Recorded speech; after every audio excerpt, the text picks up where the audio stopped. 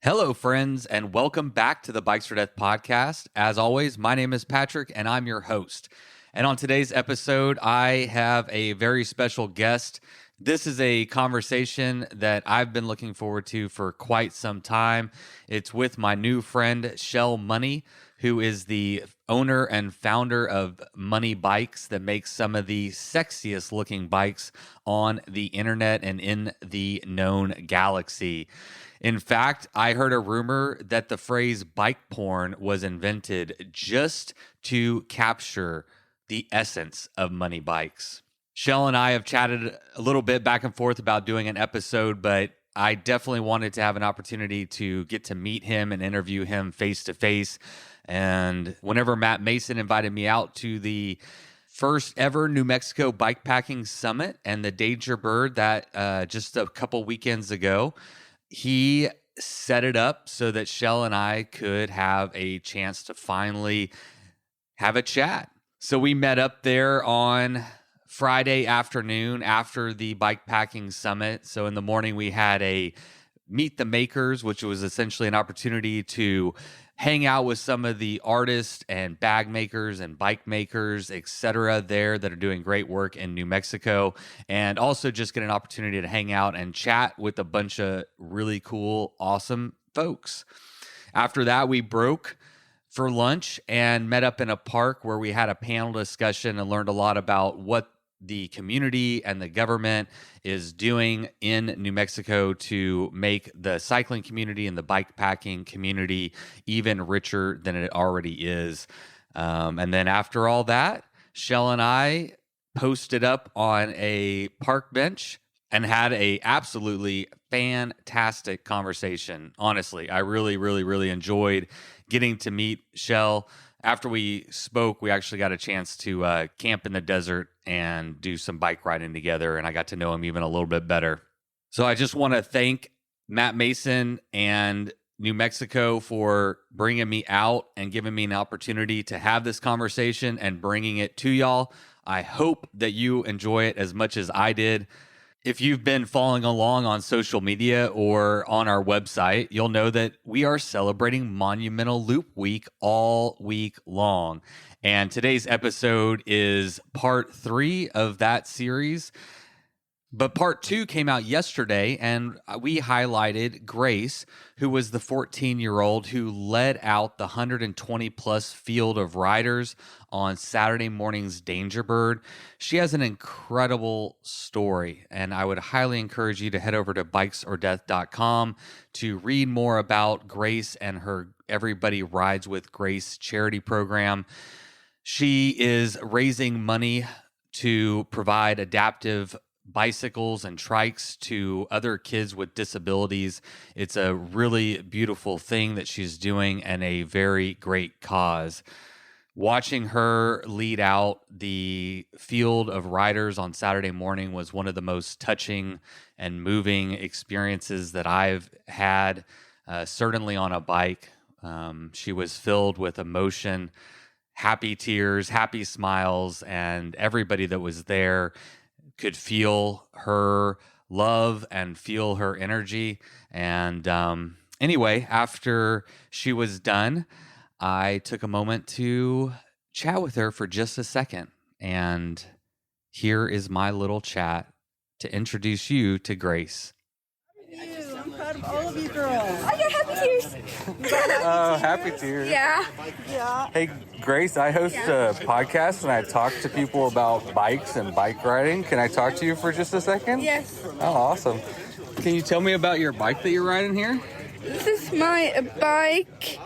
And I said thank you to the kids that did the bikes. It's a beautiful bike. Thank you. Thank you for leading us out on today's Danger Bird. How awesome was it to be at the front of the pack of 100 plus people? Yes. I was speechless. That's okay. You're happy? Yeah, I got a bit happy. Yeah. Why was this such a nice experience for you? As a kid, my little tiny bike, I keep paddling. When you were a kid. Yeah, when she was a kid, she rode a little tiny bike, and she had to keep pedaling. But now you have this one, right? Yeah.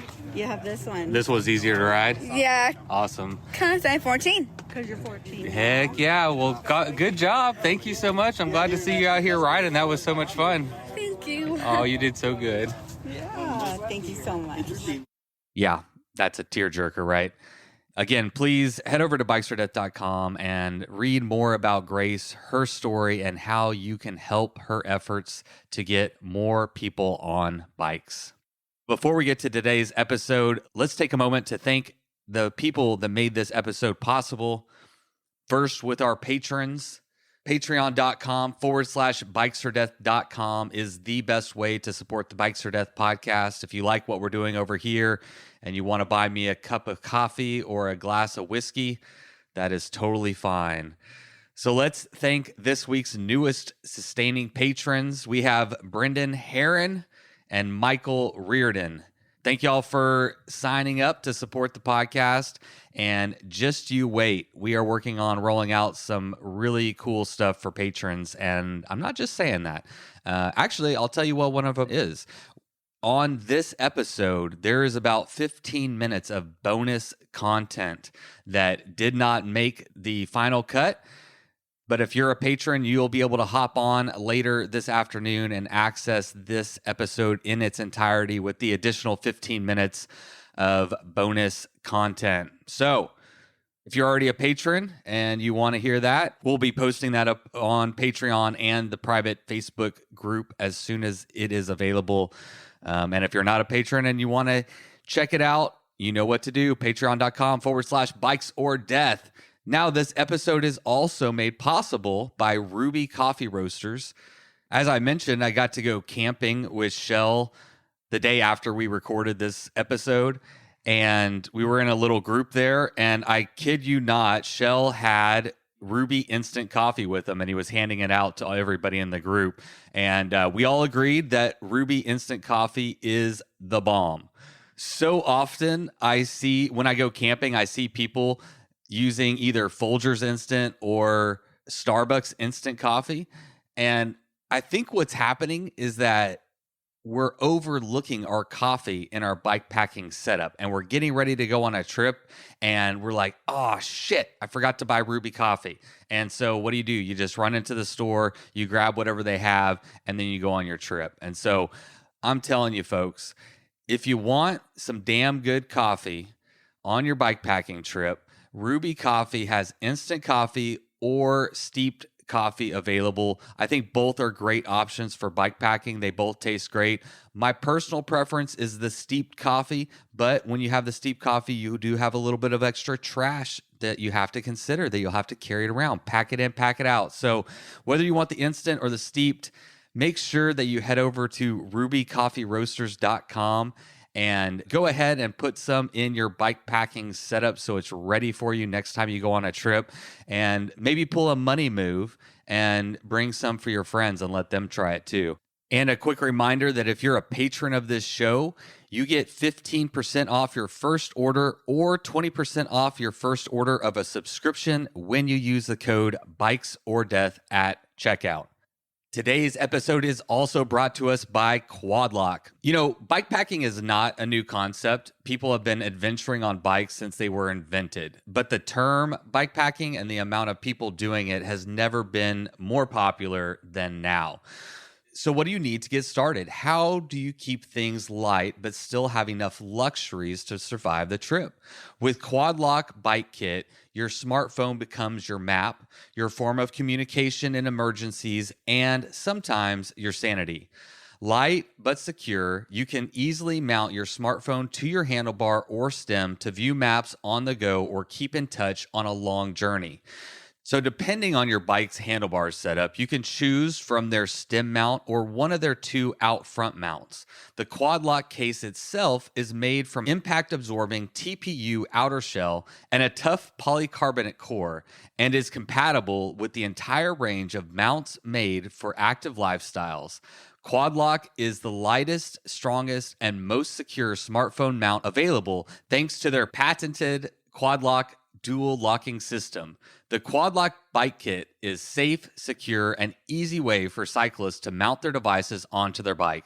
The bike kit is extremely easy to use. Simply twist, lock, and go. To learn more, head over to quadlockcase.net. Woo! All right, everybody, we did it. It's showtime. So let's have Miles Arbor kick it off with the Bikes or Death theme song. You load up your bike, you ride away from home. You could be with your friends or you could be alone. You ride for a day or maybe more. You just love being in the great outdoors. Everything you need is strapped to your bars, including that new pillow you got from Santa Claus. And then you think, oh shit, to yourself. You left that super lightweight tent on the living room shelf. Bikes or death. Bikes or death. Podcast. All right, your turn. My turn to ask you some questions, buddy. Oh, we're here at the New Mexico Bikepacking Summit, and you sold a bike this morning. Yeah. It was a guy, Fish Stick Farms, or I'm trying to remember, he's got two handles. But yeah, he hit me up. We've been going back and forth, but I finally got some frames in stock. So he's like, hey, just bring it down to the summit. I said, done, sweet. So gave me a grip of cash and I gave him a frame. So Dude, that was sick. So you knew you were going to make that sell? Oh, yeah. Or you thought you were? Yeah, people were walking around like, oh, you just sold a bike. It's like, yeah, I mean, I'm stoked, but yeah, I kind of knew it was coming. But yeah, he's cool. He was just hitting me up and got himself a LaRocca, put a 140 Pike on there. Looks like a comfy rig, single speed. LaRocca. Yeah. Is that the same bike that Bailey Newbury rides? Bailey Newbury, so there's two aspects to the business. There's the production frames, and those come out of Taiwan. And then there's the hand-builts, and those come out of Silver City, out of the bread truck. Oh, wow. So the bike that was purchased today was a LaRocca production bike, and that's in that small shop in Taiwan. Oh, that's interesting. And then Bailey's was one of my hand-builts. So, fascinating. But there's a lot of crossover. One of the coolest parts is the production bikes also come into me in parts. So they send full tube sets. And the really cool part about that is all the stuff that I've tooled up and drawn on the computer, like the chain stays and the sliders and the dropouts, axles, hangers, all of that comes in spare parts or in raw steel form, so I can put them into hand builds. So all that work and all that money and investment in dropouts and all that stuff that I've come up with and drawn, it's not just dedicated to bikes that are built for me. That can serve me in two ways. So this is in front of us is a hand built, but it has the money changer sliding chain stay and the different money changer sliding chain stay. Dude, we're big into puns. Everything's a pun. Well, that's money. It's funny money. Yeah. Funny money. Yeah. But it's but what is? I mean, so it literally the chain stay unbolts and you can do what? Well, it's a telescope. So okay. At the end you'll see right by the dropout. There's an inner tube and an outer tube, and then there's two pinch bolts. Okay. So the seat stays actually flex, and then the rear axle is allowed to travel forward and backward for single speed compatibility, or to put a roll off on, or for marketing buzz you could say, tunability. So if you put 27.5 in there, you can slam it forward. Yeah. Or if you want to put a bigger tire and you're on tour, maybe you want it back further. So that is the system that Bailey runs on his Roca. Yeah, his definitely has that on it. He was not all about it. He's like, hey, can we do some Paragon sliders? And I was like, well, we can, but this is cooler.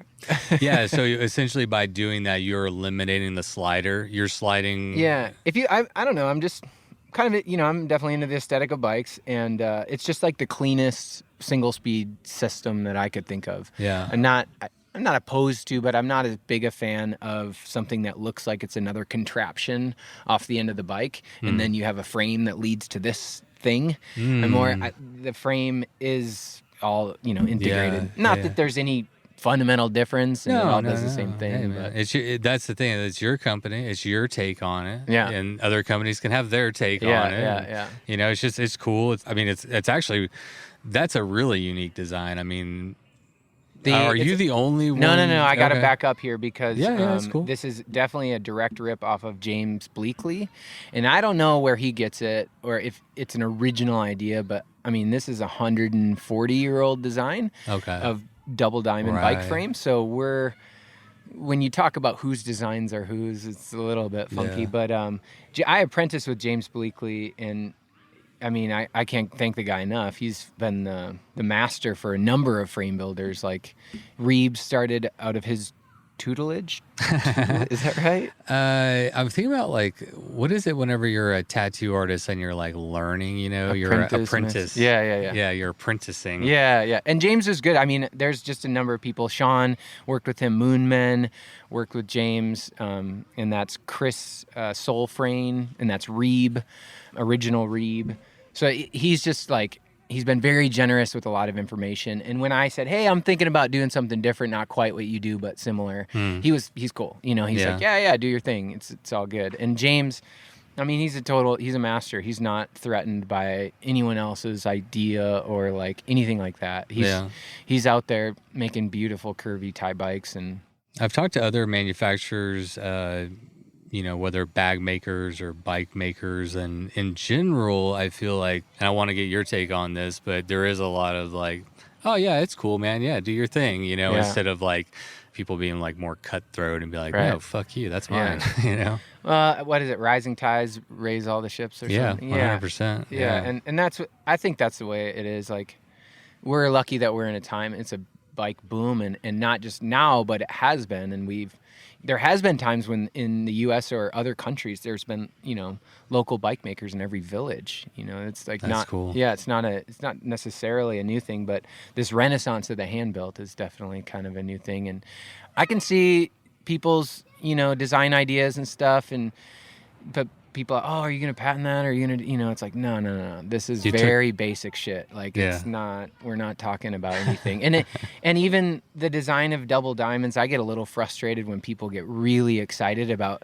some geometry breakthrough or some special sauce. And I get it. Like, I'm trying to build with the right numbers. We want the right head angles. I want the right lengths and all that. But don't tell me you invented anything. Don't tell me that it's like, oh, this bike, you can't even believe it. It's like, I'm into it. I think, yeah. But I'm more into versatility and this idea.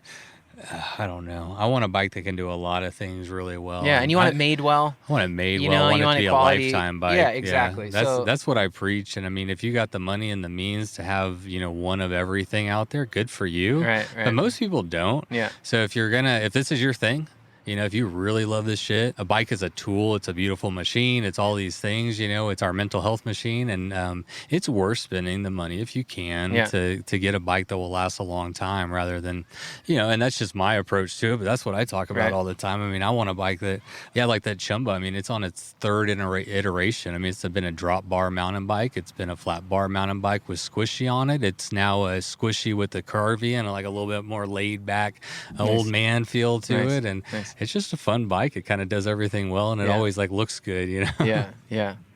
When you say, if you have the means, if you're really into it, I think that's a big part of my luck and the luck of a lot of people doing the same thing is like I get to deal with those people that have saved their cash, that really want it. They're so into it. And it's not like, no offense to anyone else, but it's not like you went to Walmart, bought a bike and broke down and you take it to the shop. That interaction has to happen. We got to repair bikes. We have to do all that. But I get to be in this position where it's only the folks that are really into it. And what a privilege it is to like serve some people that are so stoked on bikes. That's really like, it's like Bailey. Kind of. I mean, like he's the bike shop of totally. Not the only one, obviously, but I mean, he's doing his thing. He's in his groove. He's in his element, and he's attracting the clientele that are also like seeking that. Yeah. And how lucky is the guy that gets to make his bike? I mean, yeah. Two-time Tour Divide kicker asser or many more than I don't even know. He's just a badass. Yeah, you're kind of a badass too, though. I do want to know what about the name because I mean your bike company is Money Bikes. I for the longest time it was Monet, right, in my head, and so it's taken a while to. It's got a certain level of correctness. There's no real way to say it wrong. So okay, we say money most of the time. Moni is kind of another funny take, but Moni. I find you got to pick one and then just be indignant about it. Right. So if you say Monet, make sure you correct everyone around you who says money. Yes. You know? But, Yeah, be a little bit of an asshole about it. Yeah, that's right. Yeah, pick your wheel size. Excuse me, sir. Yeah. But, no, it's Monet. yeah, the name is just, I used to blog more and write more, so I was kind of messing around with pen names. And Cjell is a Norwegian name, and Cjell is actually a misspelling of the real Norwegian name, which is Kjell. But I have seen like one other CJ or two other CJs, so it might be an actual, I don't know. Maybe there's other Yahoos like me, but... How long have you been going under that pseudonym? That was like when I was 22, so I'm 36 right now. When I was 22, I went traveling in Central America. Right. And I thought, oh man, I don't know anyone. I'm just going to change it. Cool, whatever. And then I met some people from my future home, my former home now, future home then, in Vail, Colorado. And they were traveling too. And hey, my name is Cjell, cool. And then I became Cjell in this little group. And then the summer ended, and I ended up moving to Vail, Colorado. And all those people were like, hey, this is my friend Cjell. Hey, this is my buddy Cjell. He needs a job. And so now my friends, my workplace, it just becomes easier to go by that name instead of like, no, wait. But, you know, my name's Taylor. I was going to ask if you're allowed to say. Taylor. Taylor what? Taylor Zimmerman. Oh, cool. Yeah, so Zimmerman's from Minnesota. That includes my Uncle Bobby. It's not like I'm talking to Benedict here, who's like, it's a little bit wishy-washy Oh, on the name. yeah, you he's know? funnier about it. I He's know funnier his about real name. Anyway, I'm not. I ain't calling him out. Yeah, that's good. No, I'll come with it. I remember my first year writing Tour Divide, my mom was on some of the forums, you know, and this was kind of pre-Facebook maybe, I can't really remember, but she was on the forums and people were like talking about my name, and she goes, his real name's Taylor, you know. Calling you out early. Yeah, a little bit, but she likes the name Cjell. They were gonna name me Cjell, but they thought, their school teachers, and thought it would like be too, I would get made fun of as the weird name as a young boy or something, Shelly or something like that. It was funny on the way here. I was chatting with Matt Mason, and we were chatting about a bunch of stuff. But I was like, all right, let me just make sure this is right. It's Cjell Monē, right? And he's like, yeah, don't pay any attention to how it's spelled.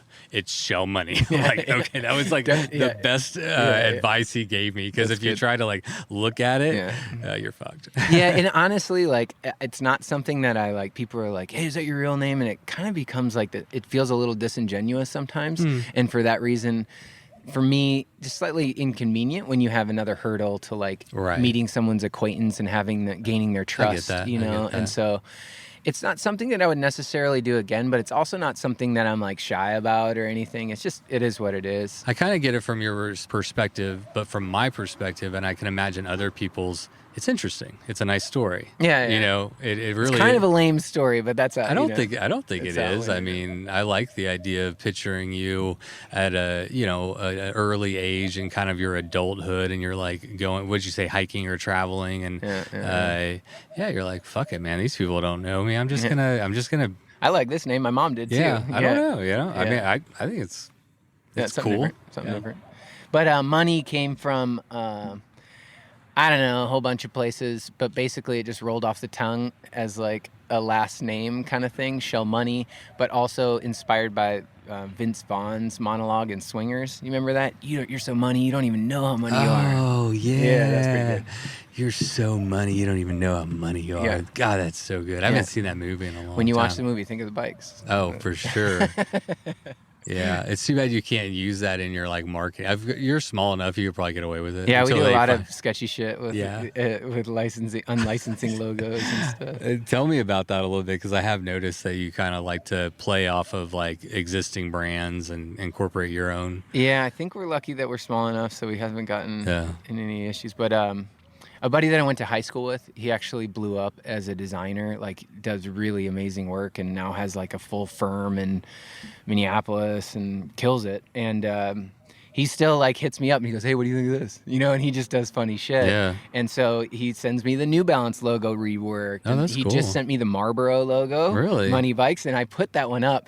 And I also requested a redo of the Dare t-shirt. So I could put them one after another. And I still got grief. Like there are a few people who are like, I can't stand behind a bike company who, you know, stands behind the logo like this. And I'm like, All right, then don't. Dare drug. What was No, it? the Marlboro logo. They did- yeah. And that actually was done by a shop in Texas too. Someone pointed that out, and I was like, all right, cool. Weird. It's like it's a battle that I don't want, but it was a fun logo. It was cool. It was like it worked really well with Dude, I'm kind of with you. Like, there's fights that I don't want to have. No. You know, it's like I got better things to do than worry about that. Yeah, so yeah. like, it's not that big of a deal. Yeah, if you're in my DMs picking a fight, just forget about it. Yeah. You're gonna get a lot of silence. Oh my gosh, I kind of have fun. Well, if it's in DMs, usually I just like whatever, I block them or whatever. Yeah. But if it's on public, I'll have fun. I'm like, you want to say something on public? What I really want is like people talk shit online. I'm like, come on a fucking podcast. Like if you want to talk, like I will talk That's to fair, yeah. anybody. You know, if you have an opinion, you want to talk about it. But you know, people don't like really. I don't know. People just like to get on the internet and say shit. So you can't take it too seriously. I figure fair. out. You know, That's fair. you got like 15K or something. Yeah, Instagram is it's addictive. It's run by a supercomputer, and it's hard to break an addiction. You know, there's all sorts of terrible things about Instagram. But I can live in southern New Mexico and make bikes and run a business because of Instagram and for no other reason. Yep. And so for those things, I've got no hate for Instagram. I really try to keep my profile and content very streamlined and very bike. I was saying I didn't even know what you looked like. Like I stalked you a little bit to try to find. Yeah, not a bad call, but yeah, I mean, there's a lot of evil to it, but for me, it's been a huge asset. It's a tool. Yeah. It's like the bike. It's Yeah. how you use it, and it is addictive. I mean, and you're fighting it's you against a supercomputer. Yeah, and that supercomputer is good. Those reels are sick. And it's even the reels are, and it's hard whenever you're like building a business and a brand and you're communicating with your customers and your marketing and it's a lot of those things, and it's a powerful tool. I was saying to somebody earlier, how many people do you think came to the meetup and the swap and the thing this morning? I don't know what we call that, but 75 people. 100. I said People at filtered least through for a while. 50. I Yeah. said at least 50, and I think that's In New on the low Mexico, end. that's a lot of people. Dude, that's a ton of people. That's a lot of people. I was like surprised by that. Yeah. But what I was saying to somebody is like, all of this is kind of because of Instagram. Right. Like every single person I know here, every single person that's like coming Everyone should up. just put on their handle tag. It'd be easier. Yeah, It'd be it really easier. would. Yeah. I know it's not really sad. I mean, I don't know. I mean, it's another way of knowing somebody, but I've formed some amazing friendships. All the podcasters run off Instagram. So Yeah. Oh, obviously battled with it myself. And I think ultimately I just try to like use it as a tool, but it's also fun. Yeah, it can be. I'm totally, and I really like finding people. I like it sets up trades all the time. People want to do knives or bars or stuff like that. It's fun. It's like, oh, you like barter for your shit? yeah. Well, people hit me up. When you have something to sell, people are coming to you like, hey, what do you think? And it's great, especially when someone's has like a bigger presence than you or something. Yeah. The other day, I did a cargo bike a while ago. I don't know if you caught. I saw. Oh, yeah, fuck yeah, yeah, awesome. electric cargo bike, and I was just like a student of the internet, just going around like what head angles and how long and what steering linkage types to use and that sort of thing for the bikes. And I found this guy, Phil Vandelay, and he had these beautiful videos, German guy, and he had these beautiful videos on YouTube. And his YouTube is big. I mean, I don't know what it was, like maybe in the millions, possibly views on some of these videos because they're really well done shop videos. I could be bullshitting. Might be 100,000. I don't know. Anyway, he is a lot. A lot. And then I got onto Instagram, and I think he was in the K's. I mean, he had a lot of followers, and it said follow back. And I was just like, oh, Phil follows me. So, of course, I hit him up and asked him a bunch of questions about cargo bikes and stuff. Whenever famous people follow me, I don't follow them back. Yeah, I say fuck. No, I'm kidding. I do exactly what you do. I'm like, whoa. I mean, to have someone interested, I mean, because it's not just, somebody followed me on Instagram, right? Like that's your business. That's what we're talking about. And they're like, oh, I admire your work. I admire your art, your craft, whatever it is that they're admiring. But I mean, it's more than just like, oh, so-and-so like, he likes me. Yeah, it is a funny Which maybe that validation. is part of it too. Maybe really likes you. Yeah. I'd love to hear a little bit about your personal like introduction to cycling, and especially like how you got into, you know, the bike packing world. And actually, I mean, when did you start Money Bikes? I think I apprenticed 11 or 12 years ago now, something like that. Wow. So it's been a little while since And I started building. When did you start riding? I think my business, my LLC was formed in like 12 maybe or 11, something like that. Hold up, 2012. man. You got an LLC? Yeah, we're legit. We're Wow. legit as shit. Yeah. So, but I guess going backwards, my dad was a huge bike commuter, and he just was like on the bike all the time, and like just got us on bikes. And he's kind of, I wouldn't say he's a weirdo, but it wasn't a normal activity in our town, but he was just always up for riding across town, and he was never into bikes at all. And he's still one of my favorite cyclists. He just rides the shit out of some bikes and doesn't, you know, he's not worried about much else. And I don't say negatively about myself. I'm into bikes and I ride the shit out of them. But my dad, it's really beautiful because he's purely a utility cyclist. Yeah, it's utility. And it fostered a relationship between me and him and my sister, especially. My mom rode some bikes with us, but he would take us on camping trips, and we'd just to go, you know, ride rail to trail and stuff like that, and, you know, Midwest riding. But he was really like a huge inspiration. I turned 15, got a moped. That was the beginning of the end. So when I was, 14, I got a little advance on like temporary work that I was doing for my dad, and I bought a Trek VRX 300, and that was it's been called the worst full suspension mountain bike of all time. But the promise was it was like, okay, I'm gonna advance you this cash, you're gonna buy this bike, but then no motorcycles, no mopeds, let's stick it to bikes.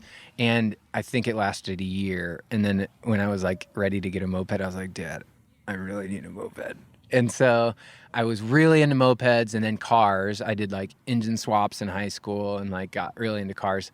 And then it was my, second year of college, and I found the cycling team.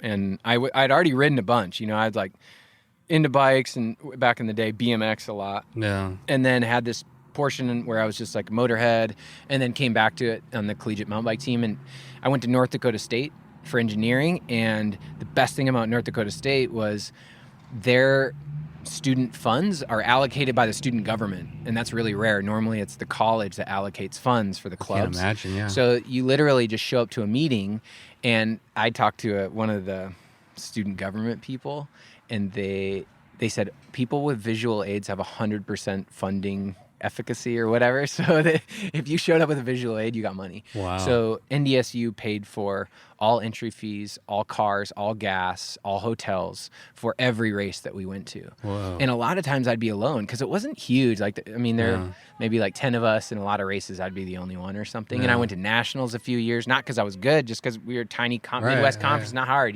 So you got opportunity to travel and like totally, do some we came cool down stuff. to Angel Fire and Oh my God, nationals I've there. never done it, but I have friends that just, I mean, especially coming from Texas, they're like, right. It's like perma-grin. Oh, yeah.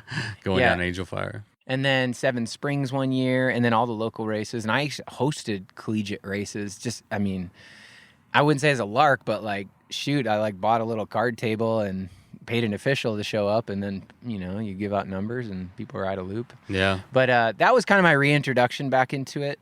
And I got fairly into it. I like, you know, had cool bikes or whatever, but really it was the Tour Divide was the impetus to kind of like really get back into cycling, because so I collegiate raced and stuff, but then there was a point where I just was a ski bum, no cars, not really biking much.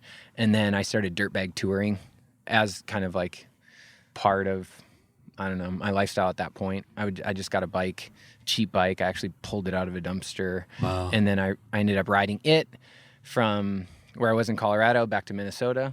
So did you graduate with the engineering degree? Yeah. And this is, so after you graduate with an engineering degree, instead of like getting a job, you're like, you know what, I think I'm going to do this ski bum, and I don't want to have a home, and I want to live on a bike and just like bum around a little bit. Yeah. What can you tell me about, I mean, was that like, hey, I'm young, I'm just like, this is the time to do it? Or you said it was kind of like a lifestyle change, or? Yeah. Well, I guess. Sorry, go ahead. Yeah, no, I was on a path to be an engineer. Yeah. And which isn't bad. Like stoked, whatever. That's the result of a lot of hard work and a lot of privilege. You know, I was like, okay, I'm gonna do this. Take advantage, yeah. Yeah, and then I guess at a point I realized it wasn't exactly what I wanted to do, and I realized I can do whatever I want. I'm really I'm lucky in that way. So what I really want to do is snowboard. And so I graduated and immediately moved to Vail, Colorado, and then was just a snowboard ski bum. Okay. Worked restaurants, and then about halfway through I was 10 years in Vail, and about halfway through, that's when I ended up apprenticing with James Bleakley at Black Sheep, and started doing the tour divide and the bike building, and all that kind of came at the same time there. But rewinding a few years, that's where I was dirtbag touring. That sure is a sweet bike over there. It's Bailey Newbury. It's Bailey Newbury, everybody. Yeah, the highest rated Bikes or Death podcast of all time. Everybody's favorite podcast.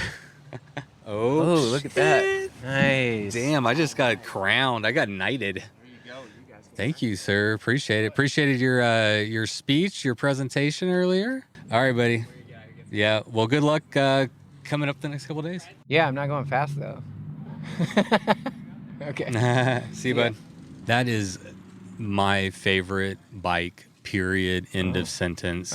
Right there. I mean, I don't know if I said it that explicitly on the podcast whenever I podcast with him, but seeing that bike in person, I mean, it's like sexy online, but it's a badass bike. Yeah, does it have like a Zia inlay somewhere on it maybe?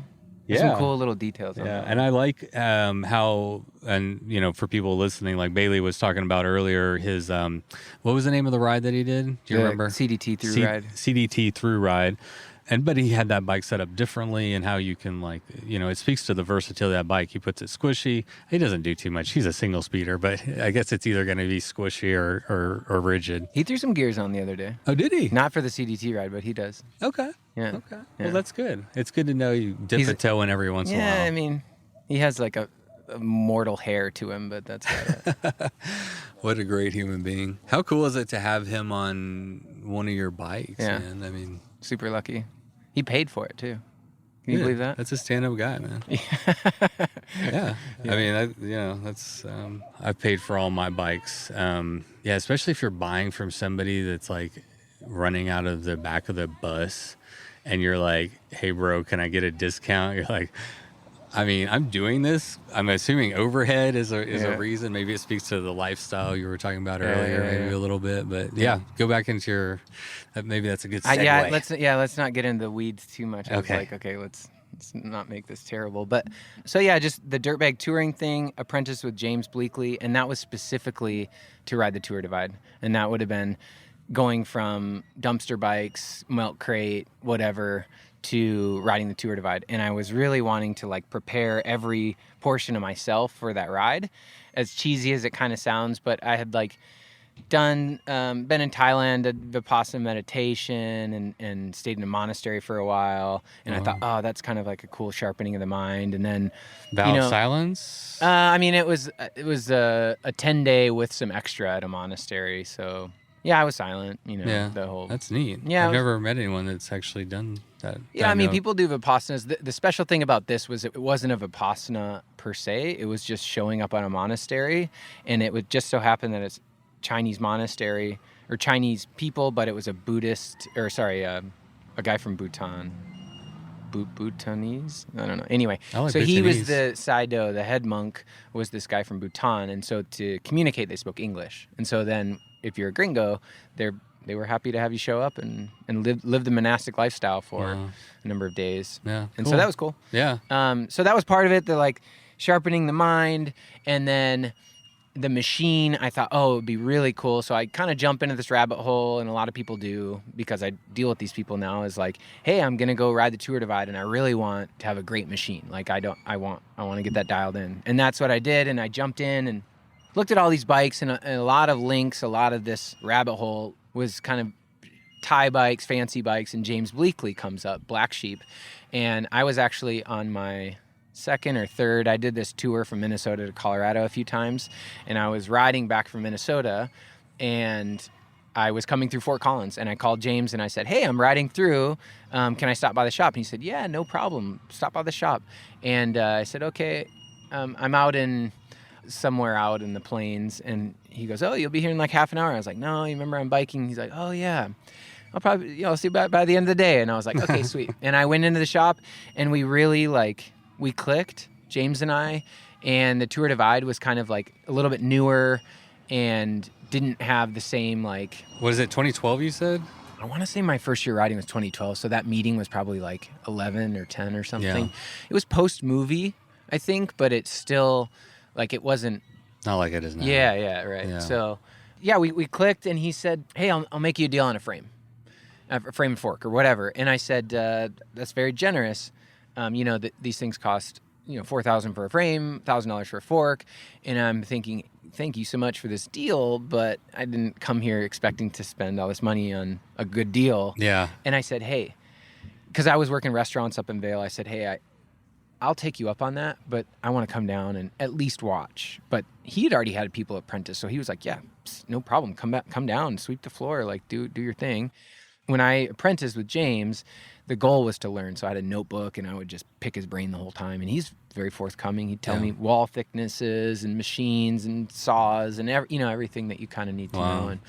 And the hard part about building bikes, or it's like a learning, master class from a master, right? Yeah. I mean, a personal master class. Yeah. The hardest thing is you'll never weld. I'm never going to weld a black sheep, because guess who welds black sheeps? James, the best welder in the house, you know?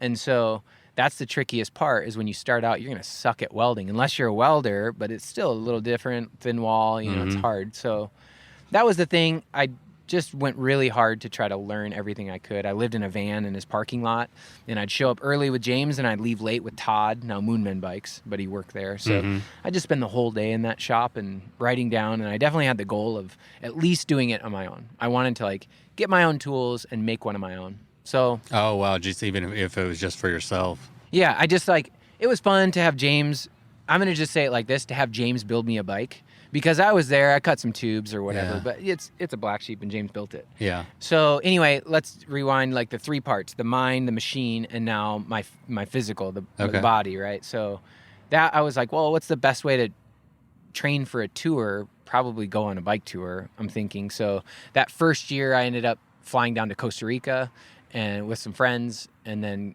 brought my bike down and then rode back to Silver City, actually. Oh, my. Yeah, rode How back. many miles is that? That's a ways. It's a ways. Yeah. It sounds like it. It was a cool tour. It was, Central America's great. You see a lot of countries pretty quickly. And really cheap lodging. Man, I didn't even camp that much. You know, it's just cheap hotel. Like staying in little hostels or yeah, what? Yeah, totally. Yeah. So that was that first year, and I actually ended up in Silver City. I had a road bike at that time, a vintage Trek, and then I swapped for my fancy black sheep in Silver City and prepared for a little over a week. And so met all these bike people in Silver. And so you didn't even, were you picking up your bike? Well, it got shipped. Oh, I boxed it before I left on this trip, and then I rode back up to Silver, and then I got shipped into Silver, and then I swapped bikes out to have my race machine.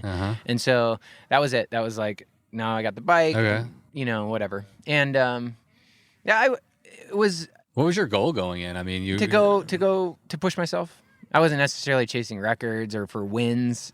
Now it seems like every year you're watching the leader and the win and stuff. I guess. I don't know. Anyway. Yeah. I did pretty well. I finished in 19 days that year. Really cool. My dad didn't even have a passport. Had to get a passport to fly to Canada to surprise me at the end. Oh, you did it south to north. Yes, yeah. Oh, I call myself the Mantelope from Antelope. The Mantelope.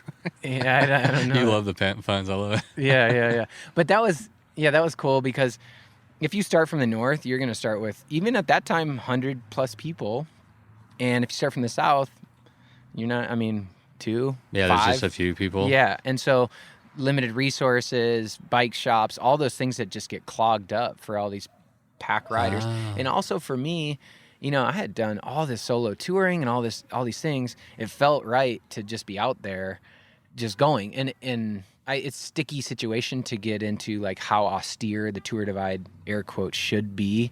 But I think that for me and my experiences, it was great that I was going northbound and really What does austere mean? For the austere, rustic or without Okay. stimulus or like Yeah, so like the most purest bike packing experience kind of thing. no frills. Yeah. Okay. And so that was that was the kind of the northbound thing. I really liked doing it, and I really liked the attention on track leaders and stuff. I'm not going to win the thing. I'm not first. And if you ever go on track leaders, you click on first, maybe you look for another dot, and then you're like, oh, that's about it.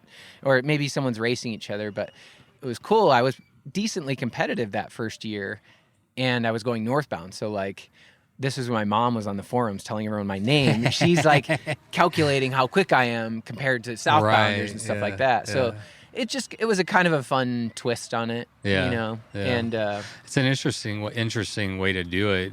If you look at it from a resources standpoint and like how they're all clogged up going that way. Yeah, I want my chocolate milk. Yeah. Like they'll be restocked and ready for you by the time you get there. Ding dong. Plus you get to see everybody, coming the other way. Yeah. What was that like? Great question. And it almost could be a little issue because the first year I did a quick calculation and I said, well, there's like 120 riders, and let's say I get each of them 5 minutes. Well, that's a chunk of time, especially when you're hustling and stuff.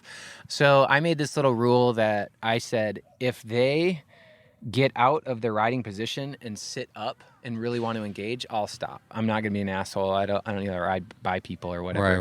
Right. But if they are head down or whatever, see you later. So it's body language, yeah. Yeah, because the person that sits up on the bars maybe has something to say, but if you're suffering and maybe it's not a great time to chat, then I don't care to chat. Like I'm just gonna. So it was a good like barometer. Yeah, and so also they're either head down because they don't feel good or don't want to chat, or they're like going after it and they're like don't But either way. Yeah. And Matthew Lee also said I always stop for tourers. So people that are like interested in engaging the race, not necessarily racing, and that he raced at a time when there was no one on the route. Mm-hmm. So he was happy to stop for every single person on a bike on the divide. Yeah. And that for me, I did a lot of that. I like to chat with people and stuff, and I wasn't setting records, so who cares? It's whatever. Who won that year? Do you remember? Oliver Whalen, I think. Wow, so Ollie that's Wally. back in the day. Man, Yeah, I so haven't even that's heard of that one. Craig Stapler and Oliver Whalen rode shoulder to shoulder for a lot of the route, and Craig's pedal fell apart in Grants. Oh no! Yeah, and they were Did he amiable. one-leg it all the way in, or did he? No, that's he Grants. That's what? I don't 500 know. miles or something. How many? 400. That's a long way. I was Yeah. thinking it might be a little closer than that. It was so hard to get it that far, and then I know. because Craig actually raced Mike Hall hard. I want to say it was one of the years he went like 14 days or something. Yeah. And then Craig was racing really hard, and I knew Craig just by like racing and whatever. And I remember Craig said something like, "This kid is insane. He's running 5-hour pace all day long." And Craig really wanted to win. He's back out there to win, and he was trying to chase Mike Hall, not ride shoulder to shoulder, chatting with this dude. They were going for it. Yeah. And I don't know. I love hearing about those experiences, but in my time on the divide, I never raced anyone. I won the Northbounders. Yeah. But, I'm not racy, so I don't. I love it. I get so excited about it. I love to talk to the people that love to go fast, and I love. I mean, even you. I mean, you were. 19 days is no slouch, especially in 2012 when. Right. I think times obviously just get lower and lower and lower, Right. and so I don't know exactly where that lands you in 2012, but I have to assume that was I think a pretty that was like quick a sixth time. place finish or something like that. Yeah. So it was for me, and I ran it 2-speed that year. So A dongle speed or what do they call it? well, actually, if you want to get really nerdy about it, so at Black Sheep, I went in saying, I want to build the ultimate tour divide bike. And people always do this. These are armchair bike builders, and bless their hearts, love them. But if you sit at home, you're just going to dream up the most amazingest bike ever. And that for me was a soft tail. So like little suspension, rear suspension, lefty, because Matthew Lee rode a lefty. That was like cool shit. I remember that. Yeah. So soft tail, lefty, roll off. Because roll off, why? Yeah, fuck yeah, internal gear, So that was the bike I went in to apprentice and make at the end. And then when I graduated, when I left, I ended up with a single speed fat bike thing. So it was really like. Did you build the soft tail, the double? No. Oh. So James does like a flat plate that acts as like a flex plate, and then there's a shock linkage up top. That was what he was building at the time. Wow, that's so it was like crazy. 2 inches of travel or Yeah. something, a soft tail. Yeah. That was a fun project. But Yeah. anyway, let's see. James Tour Divide. Oh, so that's the first year Tour Divide. Yep. 19 days. My dad's at the finish. Yeah. Great. And that was my closest to a full run. So I've never had a full complete run at the race or whatever. You didn't complete that one? Well, so there's something very cruel about the Tour Divide, and officially you're not on the books unless you have a complete run, meaning no fire detour, no flood, you didn't deviate from the ride at all. You did the whole route. Yeah. And it can be rare unless you're Billy Rice, who seems to do it every single time that he tries. But if you don't get an official finish time. So that for me was a fire detour in the Gila, and I'm going around this fire. And so it's cruel. Yeah. Like even right away, you're technically DQ'd. I'm not even. And in that year, Southbounders got clean runs. That fire was gone. Oh, so it's a really cruel thing. Wow, that is cruel. Yeah, but I think it's a beautiful part of it. It's just like if you're really trying to go hard and your point is to put a time on the scoreboard, well, then it's going to be extra hard for you, idiot. You know what I mean? So I've done it. I've raced 3 times. I've gone hard 3 times on that thing. No official finishes, and I think it's like a great cruel part of it. Yeah. Is like, yeah, you didn't get what you set out to, because it's obviously not the point, some people, put the scoreboard time up. But Well, I mean, at that point, you weren't doing money bikes. I mean, you were apprenticing. You were thinking about probably building some bikes. What was your thought process? I mean, you were getting like pretty hardcore into like bike packing and racing. Like, were you? Yeah. What direction did you think you were going at that point? Well, let's see. So that divide, I'm going to air quote hard, because I didn't make that Black Sheep James did, but I made a bike and I made the luggage, and I had through hiked and made like tent, quilt, stove, ice axe. I just got into like making stuff. That's awesome. So when I went to Tour Divide, I thought, I want to try to make everything, but you can't. It's hard to make tires, So like, I apprenticed to make the frame, but my next year the goal was to like make my own frame for real. Not having like James had done it. So I came back I was in Vail just waiting tables. And then I thought, I want to do this. What's the cheapest way I can get into it? Like a little plumber's oxyacetylene torch. I did throw down on like a extruded aluminum, pretty generic jig that's kind of put together. So I bought a jig. I think I paid like $800 for this 80-20 jig. So it wasn't exactly cheap, but it was like, okay. Seems reasonable. It was the only thing I knew how to do, was like feed tubes into a jig, and so I thought, I'll do that. And so got the jig, got the little torch, gave a little weed to not the landlord, like the property manager where I was at the condos, and he let me use the pool maintenance room. So I like moved into the pool maintenance room, and I just had boxes on the floor. I had my jig, had some files and a vise, I guess, and that was it. And so that was Shop 1.0 was in Shop 1.0 was in the pool maintenance room at Breakaway West in Vail, Colorado. Yeah, and I love that. That was origin cool. story. Yeah, and there was a buddy of mine who I went to school with, and he actually moved to Dallas, and he had like a real job at this point when I was like Peter Panning, and so he ordered a bike. I told him I was building bikes. He goes, "Oh, can you make me one?" And I said, can you buy the parts? And he said, sure. So I did his and mine at the same time. And I think despite my training, I definitely put the bottom bracket in wrong. That his was crooked as shit. His was crooked. Yeah. So, and mine, so at the same time I did his, I was kind of like practicing and did his bike. And then at the same time, I built my first Tour Divide bike. And this was my second iteration of Dream Tour Divide bike. So I wanted drop bars because I really was into not only that aesthetic, but also like the multi-hand position. I saw a lot of people running drop bars. I thought that was cool. Yeah. 29 plus. I got beat up a lot running like too high of PSI on a 2.2.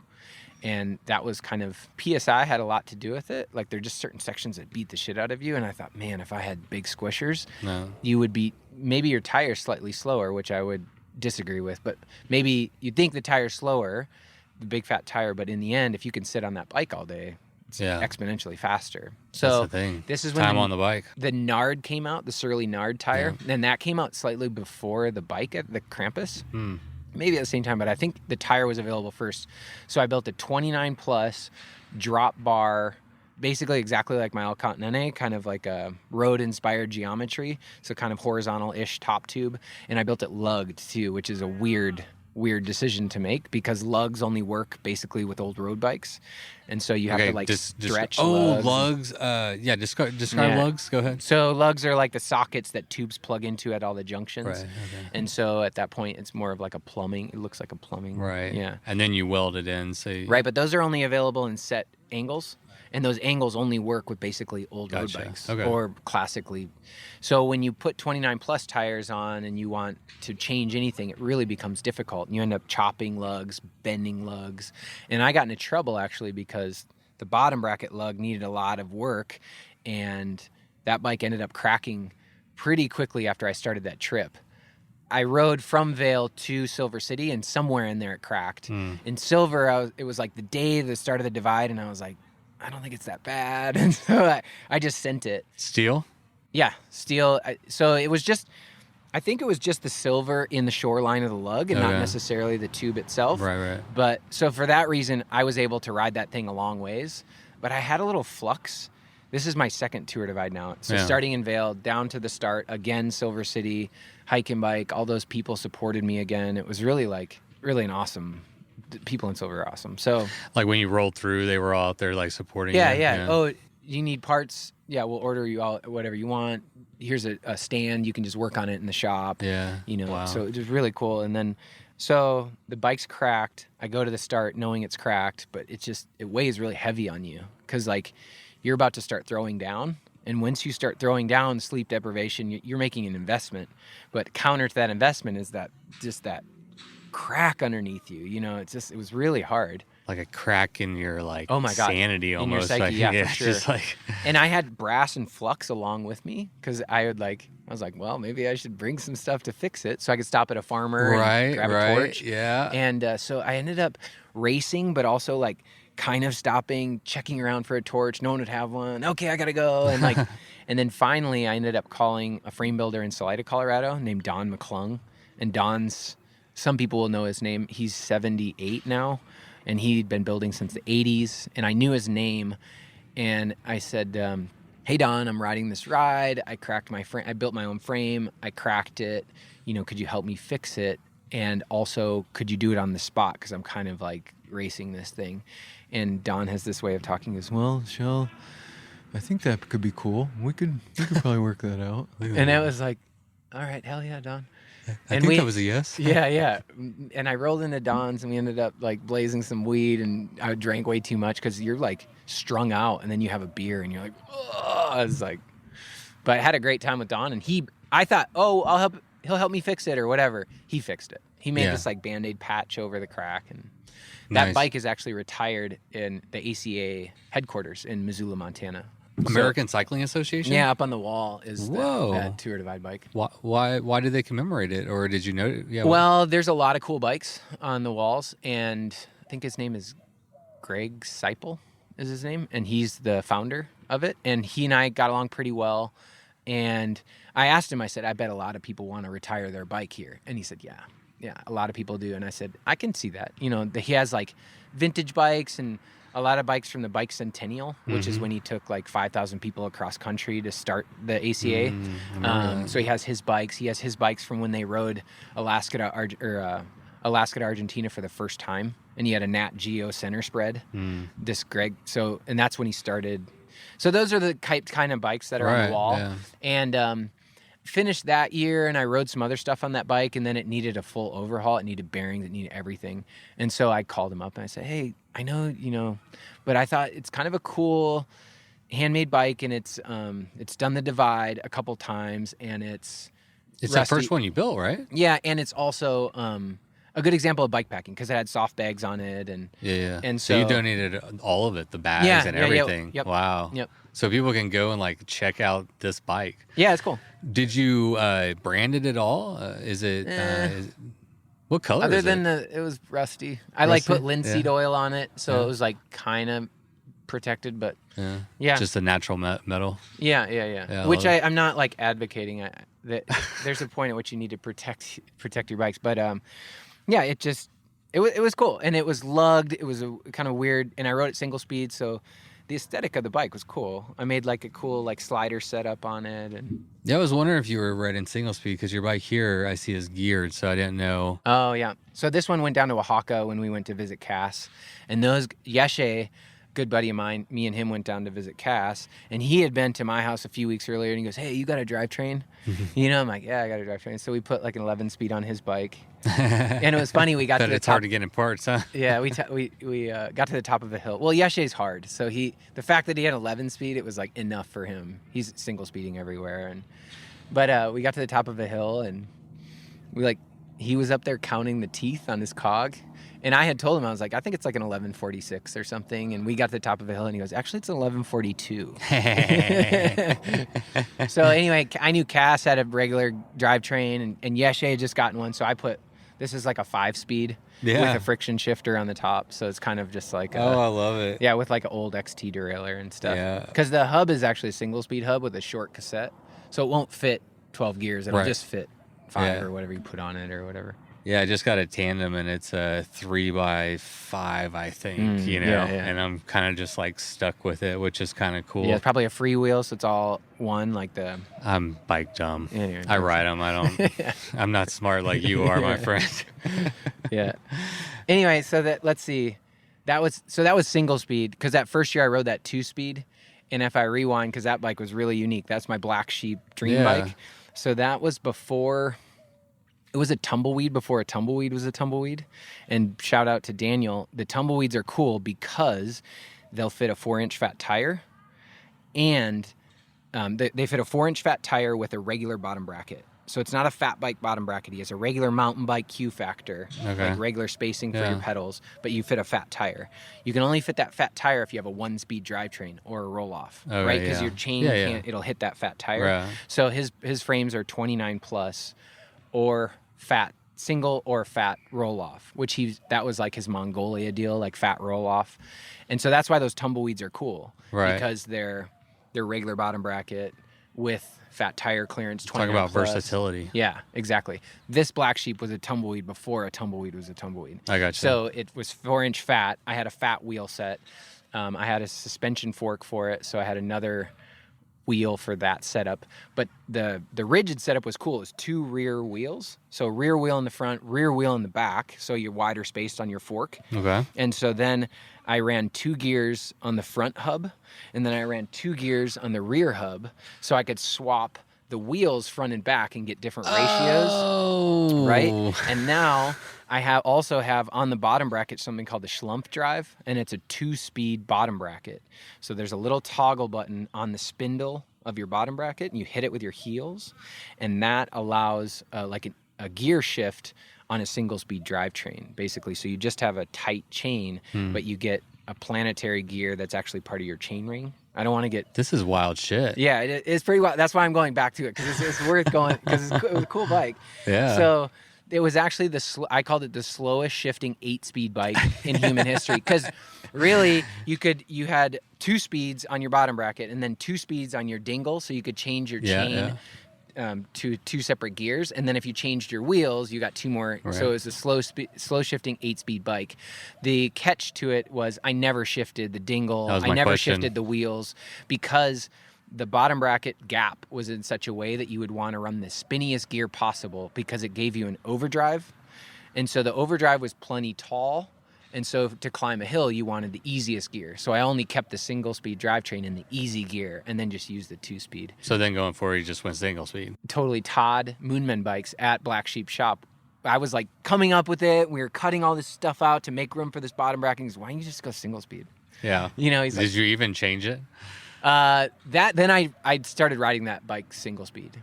Yeah. Yeah, no, but that's I was saying it as him, but yeah, I mean, that was going to be my question. I mean, you already answered it, but yeah, like you have to really want to change it, right? Like you're going to want it in whatever gear that is for like a long period of time. Well, the heel shifter happens instantaneously. Okay. And I wore holes in my shoes.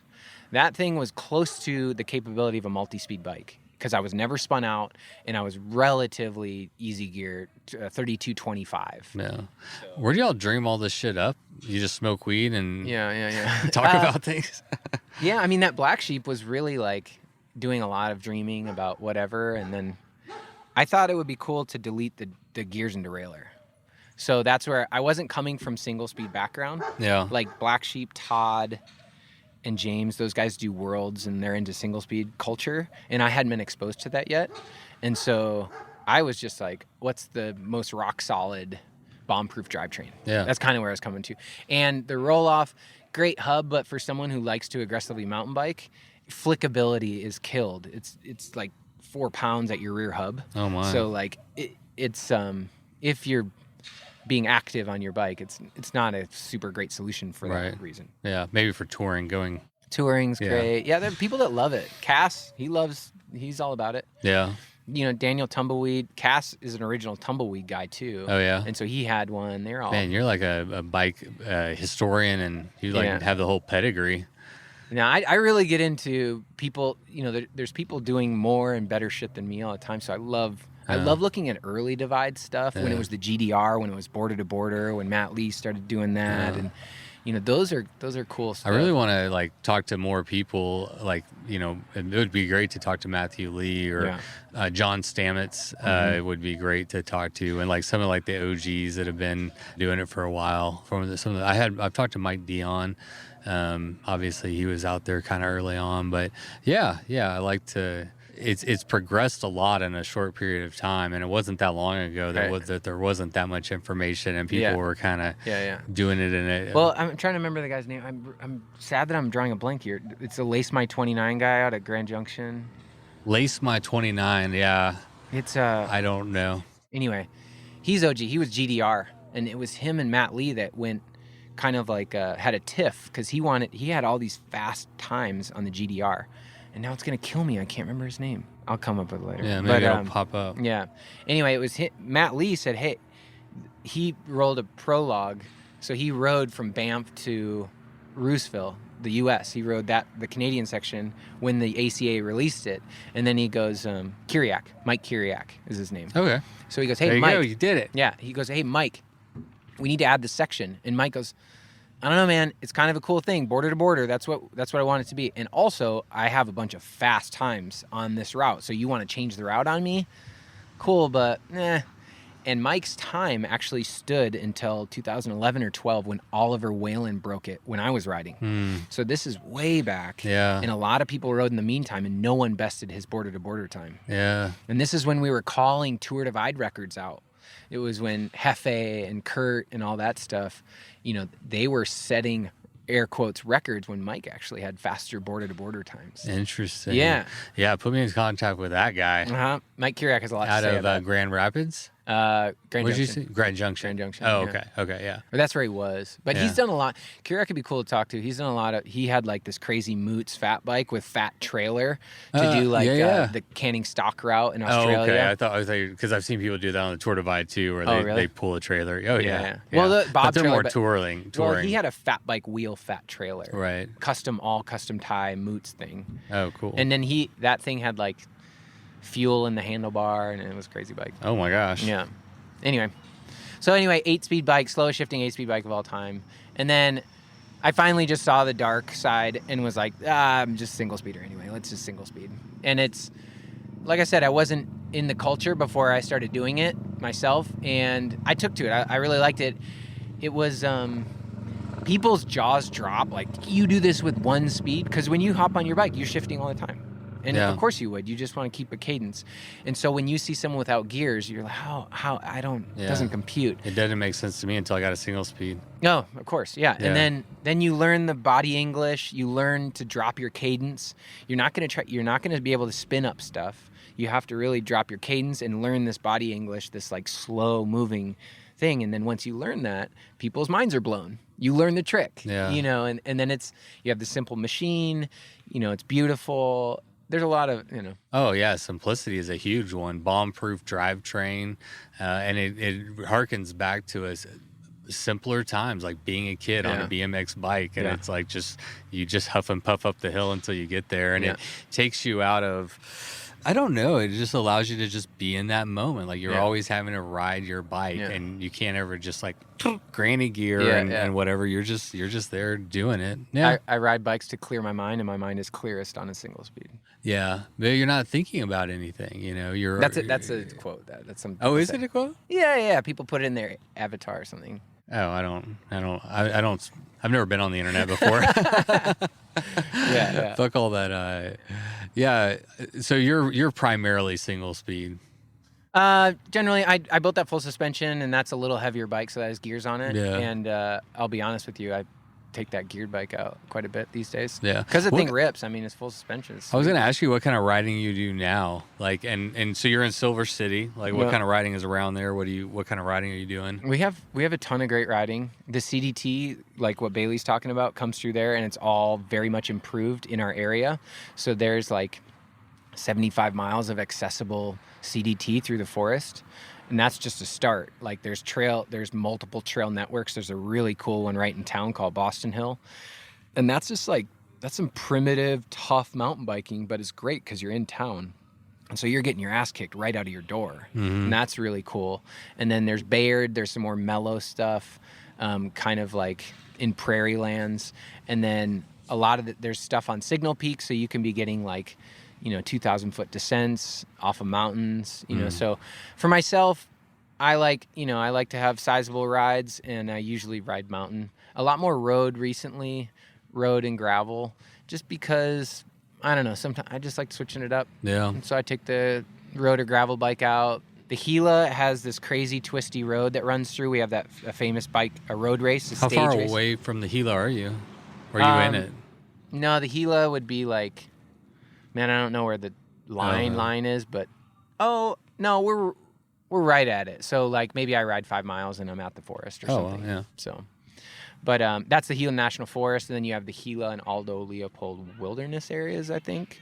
And actually, the Tour Divide splits the two with the North Star Road.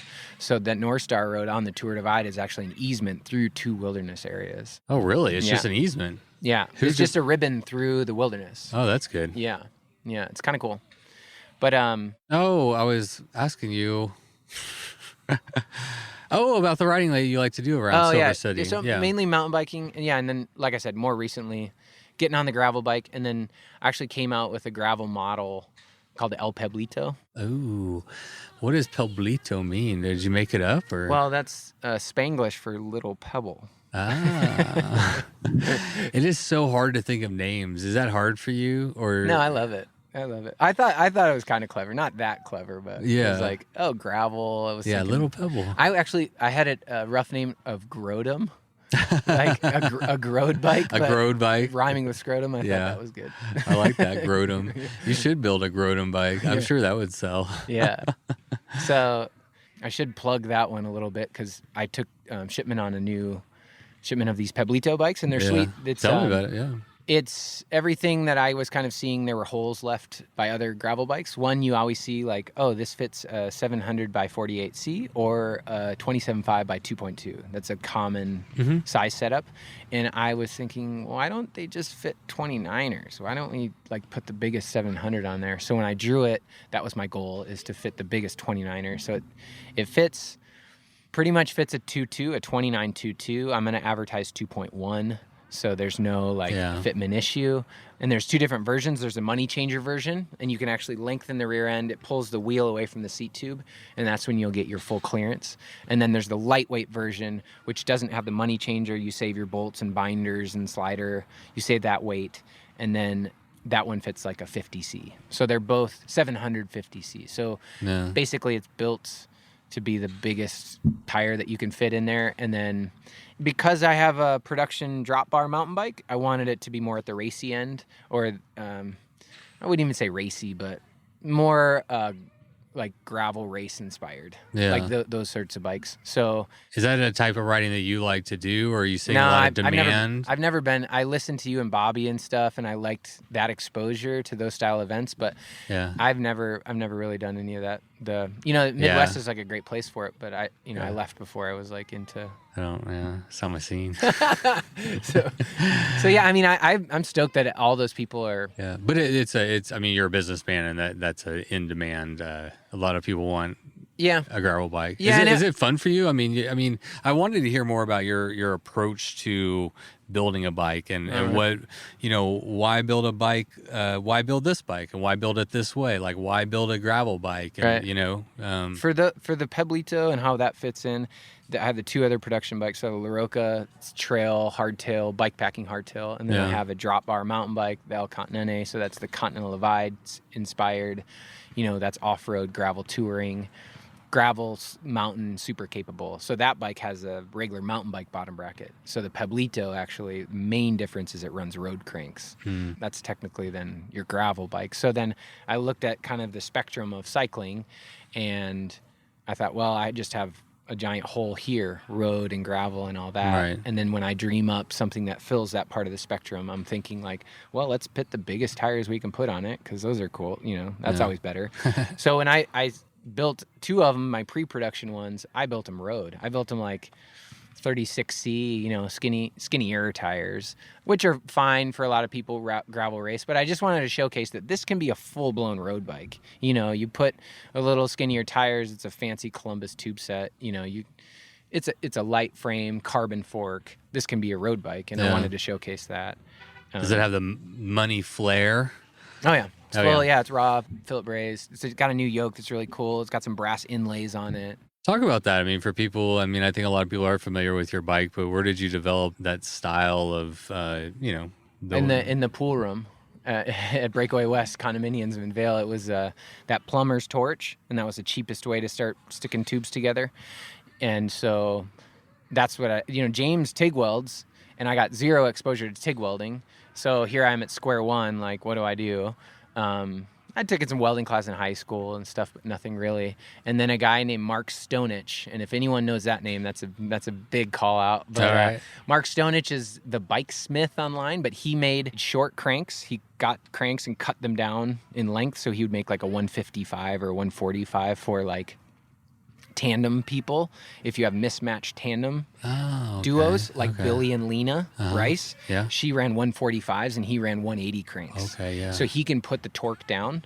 Interesting. So he can really put power in while the stoker isn't putting quite as much in. Yeah, that's ingenious. Yeah, so short cranks save marriages, they say. If you're talking about divorce we machines. just got a tandem, Sarah and I, and luckily it just fits us perfectly. And, that's sweet. Yeah, we have a pretty solid relationship so far. I mean, I don't know, but we just, we're both very, very chill. We just like to ride. We don't take it too serious. I mean, we don't race or anything. So this idea, I mean, for us, this is fun. Like, I don't know, there's not a lot to fight about. And I've been riding bikes since I was 4, and she just picked it up like a year and a half ago. So she trusts me pretty well. She's like, yeah, you just captain. I'll just ride back. Yeah, she likes being back there. Well, that's the issue. If someone's back there and they're not excited about being piloted, I think that's it. I posted it, and we were talking about comments, and I didn't expect this at all, but I got quite a few comments about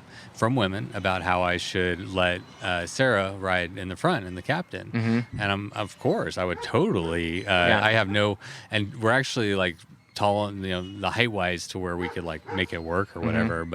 But right now she doesn't want. She's like, I don't want to captain this. It's an awkward bike to pilot for sure. Yeah, all the extra weight. I mean, you really want to be fairly confident what you're doing to captain it and all this stuff. And so there was a couple on the Tour Divide last year or the year before, and they were swapping back front. Oh. Yeah, that would be cool. I think I like riding stoker. The first time I ever did tandem was on a it was actually on a Bikes for Death bikepacking trip.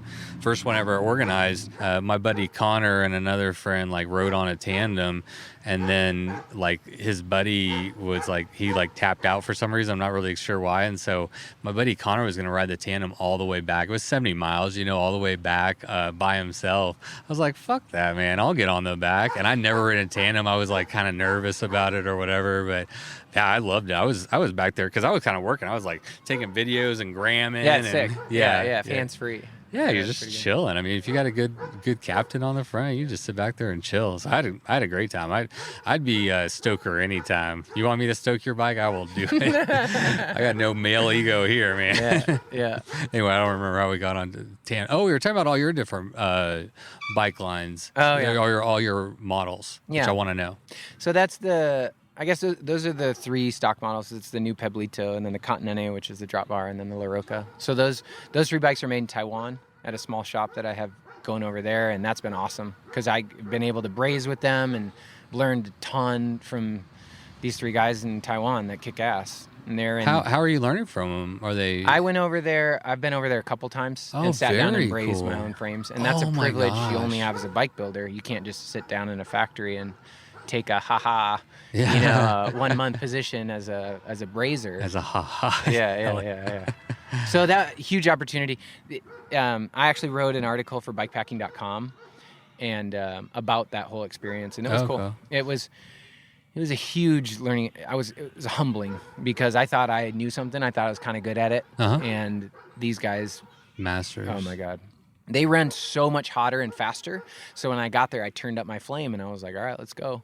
And I was just destroying my own frames. Wow. Yeah, really. And I would go home at the end of a day and just be like, what the fuck am I doing here? I'm showing up and destroying my own frames. And I'd do one kind of poorly, and then I would go over and watch the guy for a while, and then I go back, I got this. So it wasn't that you couldn't do it. It was you were trying to do it their way. Their style. And Yeah. that's where. So in brazing, if you have a little... Yeah, you went in thinking you like knew some shit, and you walked in and you're like, okay, there's always levels, man. And that humility is good. Yeah. That humility is good. But they just ran hot. So they're like, I'm running a flame that's 4 inches long, and their flame is like 14 inches long. So this thing it will destroy your tubing very quickly. So you have to watch where the excess flame is going. Because if you're coming into, say, the bottom bracket and your flame is actually angled in a way that it's coming and just the excess is going to hit the bottom bracket, that whole thing will be cooked by the time you get there. Right. And so it's really about managing this massive flame. Like the excess flame has to be managed at all It times. can go anywhere. Yeah. Yeah. It's like a lightsaber. So if you have a tiny little flame and you have a little baby rod, you're in there like a jeweler. You're laughing. You're like, oh, this is easy. This is fun. Yeah, but you're slow.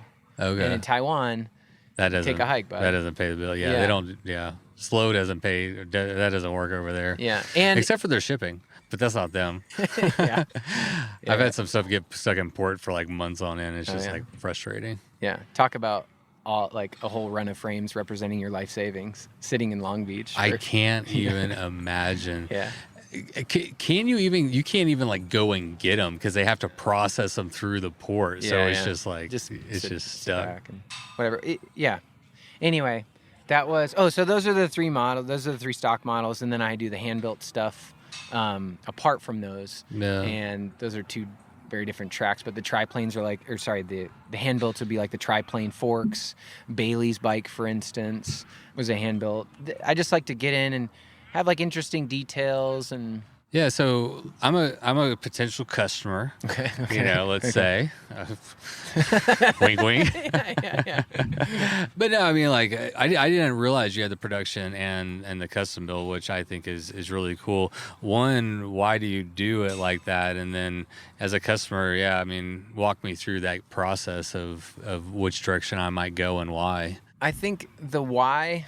I've had the privilege of traveling a lot internationally and riding bike tour all over here and there, and so for me, saying bikes are coming from Taiwan, it's like, okay, well, that's a little island off of China. What are those people about? What's going on over there? Not just, I don't have a problem with it, but I almost get a little perturbed when people are like, oh, made in Asia. And it's like, what the fuck, Asia? You're like, are we talking Vietnam? Are we talking India, or is this Japan? These are all places in Asia as we understand it. So I don't know. So for me, it was like, oh, a lot of bikes come from Taiwan.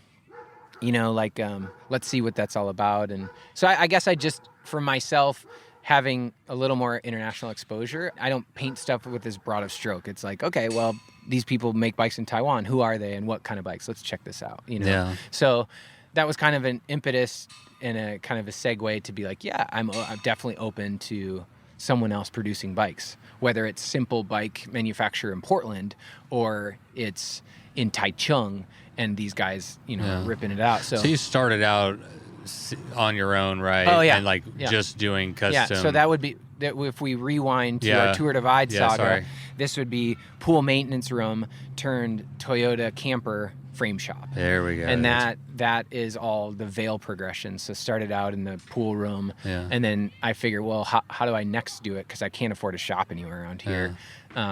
If I get a little camper, I can fly under the radar in Vail and then set up in there and start making bikes. So you were living in the van too? No, I was just living in an apartment, and that little camper was just parked outside the little apartment, and then just waiting tables. And that's like... Why build it in a camper instead of just like build it in your apartment or something? Or Well, you can't brazen your apartment. But you're not supposed to. Well, the thought is, okay, so I have this pool maintenance room, and all over the floor is boxes and shit. And what are you going to do? Are you going to start building some cabinetry, some toolboxes, some workbenches? Yeah. No, because it's not your room. It's not even a thing you can invest in. What can you invest in? What can you take with you?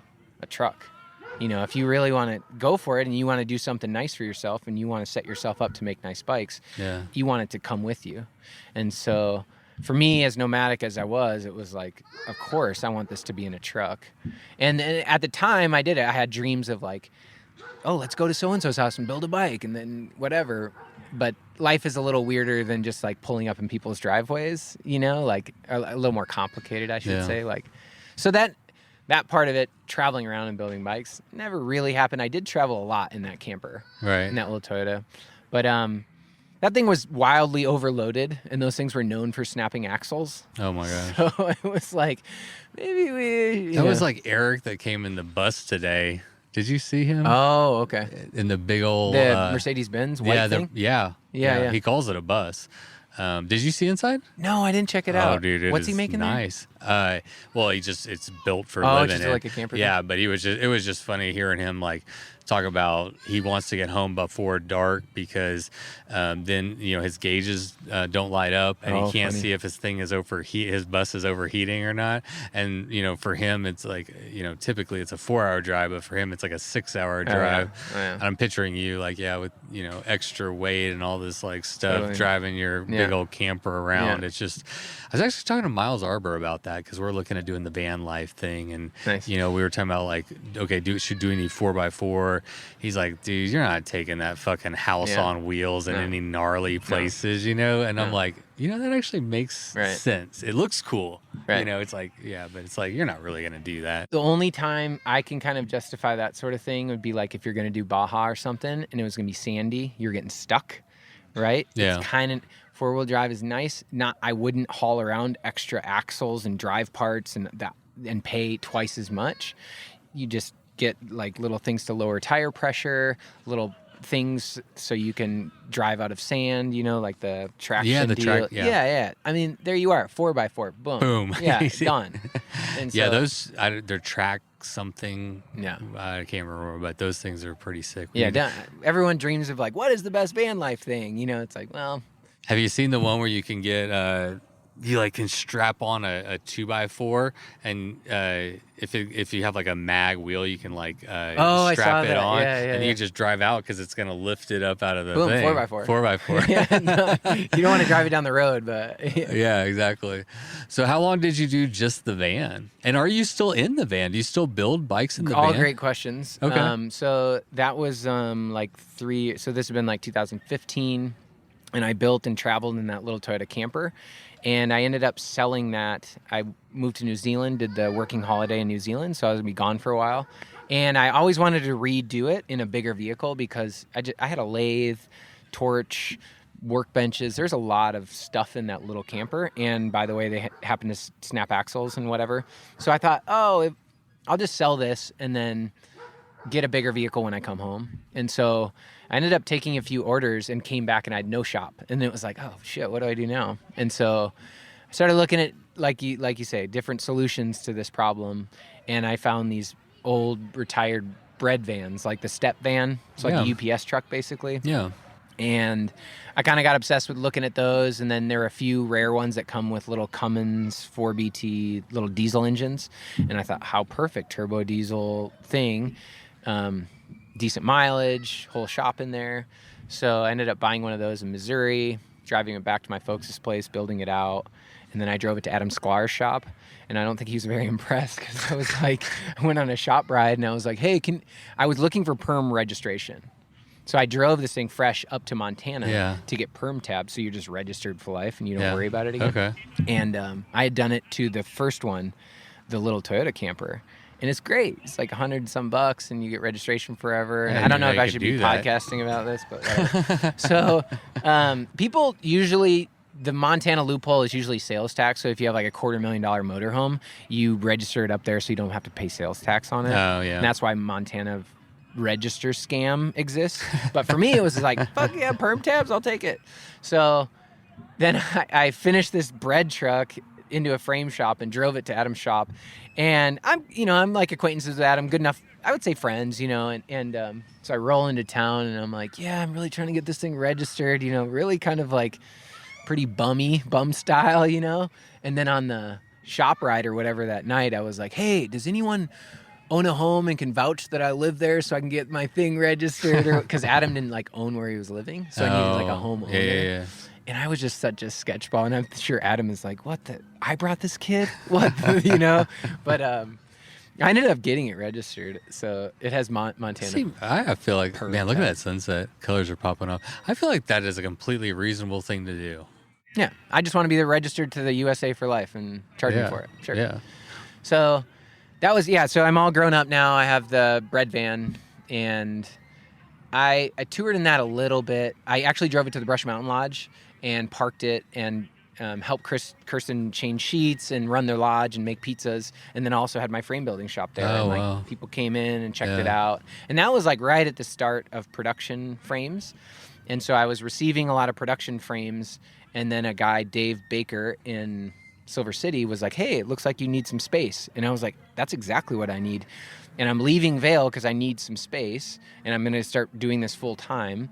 So why don't you come down to Silver City? And I was like, okay. So I left Brush Mountain and drove it down to Silver City.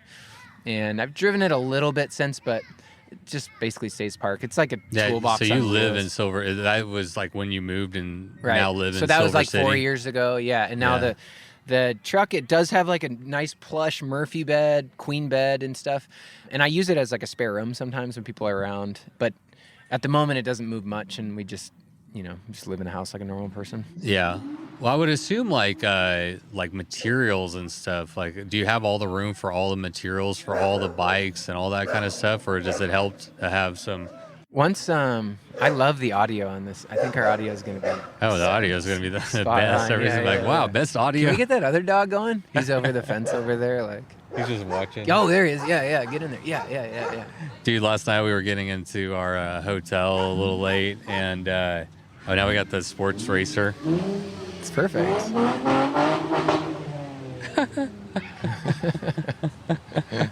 Oh my gosh, this is good. Yeah, we were getting in and I was unloading the bikes, and this guy was walking a dog just around the hotel parking lot without a leash, and this dog, it just saw the bikes and came after me, and I was I was like kind of like doing this, like not kicking him, because the guy was like, he's nice, and he's nice. I was like, dude, your dog is trying to bite me right now. Like, get him off of me. Yeah, get your nice dog away from me. Get your nice dog away, because he was like, we're around dogs a lot, or cyclists, and you kind of know the ones that are like, he was coming for me. He was not happy. Dude, I'm not The guy was like, I swear he's nice. I was like, I believe you. Yeah. Go. See you later. Anyway. I'm going to believe you from over here. Yeah, I'm going to believe you. I was tired. It was a 12-hour drive from Texas to get here. And so I get out. Oh, man. Yeah, we had some other problems that happened before that. But it was just funny. Like, we get here, and I, just happy to be here and, go to the hotel. And we come out, and I got this dog, trying to kill me. And I was like, welcome to New Mexico. Oh, yeah. Yeah, that's good. Speaking of New Mexico, we're here to celebrate New Mexico bikepacking. What keeps you here? You've been here for 4 years. What do you think as a current resident of New Mexico? Well, I came from the Midwest, so the West for me, for a lot of people in the Midwest, is awesome. You know, it's like got mountains, and for me it was skiing that brought me out to the west. And so then when you're in Colorado in like a busier town and whatever, it's great because I could wait tables and go travel and come back. It's just like a strong economy, a lot of people. But then when I thought about coming to Silver, running the little company, I thought, perfect. You know, way low key. I think, what are there, like 4 million people in the state? I don't know. Yeah. It's really... There's 4 million people in Houston. I know that. Well, I think there's 4 million in New Mexico and like 500,000 in Albuquerque, and then another good chunk of those in Santa Fe. So it might even be 2 million. It's like nothing. So there's not a lot of people here. It's low key. For me, it was great because I had to really bury my head and start working a lot more. Yeah. And just not as much stimulus. I had, you know, not as big a friend group as I had in Vail, so it was good to come down. Right. And then when you get here, the riding is great. And the weather, we're at 6,000 feet in Silver City, so to me, it's very mild all year long. I always say, I didn't even have a heater for years. And my partner, Erica, she'll always go, but it wasn't cool. It wasn't okay. You were over at my house all the time. but that, for example, like, you can exist, like, you know, it's just right. Mild climate, and then the riding all year long, you know, it's like great riding in the mountains, and I just like everyone listening and stuff, like, you know, riding regularly has just been really good for me. Yeah. And Silver City has been just an awesome place to ride. And yeah, the access to the outdoors seems almost unlimited here. Yeah. I mean, it seems like pretty good. Yeah. And like Bailey was saying on the CDT, he saw very few people on 300 miles of trail. Right. I mean, down in Silver, even the heaviestly traveled trails, maybe you go out in the evening, you see one other person. Well, that's what Matt was saying about the Monumental Loop, you know, before he created it, and like, he would go out there, he's like, dude, I always see nobody out here riding. He's like, why is nobody doing this, you know, and just created the Monumental Loop, and now people are out there riding. Now you go out there and you ride, and you're like, oh, you see people, you know. I know a lot of people in Texas that have, you know, come up and ride all over New Mexico, actually. New Mexico is Alaska's the other contingent. Tons of Alaskan are down here in the winter. Oh, really? Yeah. Really? Especially these routes. These are all Cass Gilbert routes. Well, the Monumental Loop isn't, but like Off-Road Runner and a bunch of the stuff Cass has developed. Yeah. Is he ever going to come back?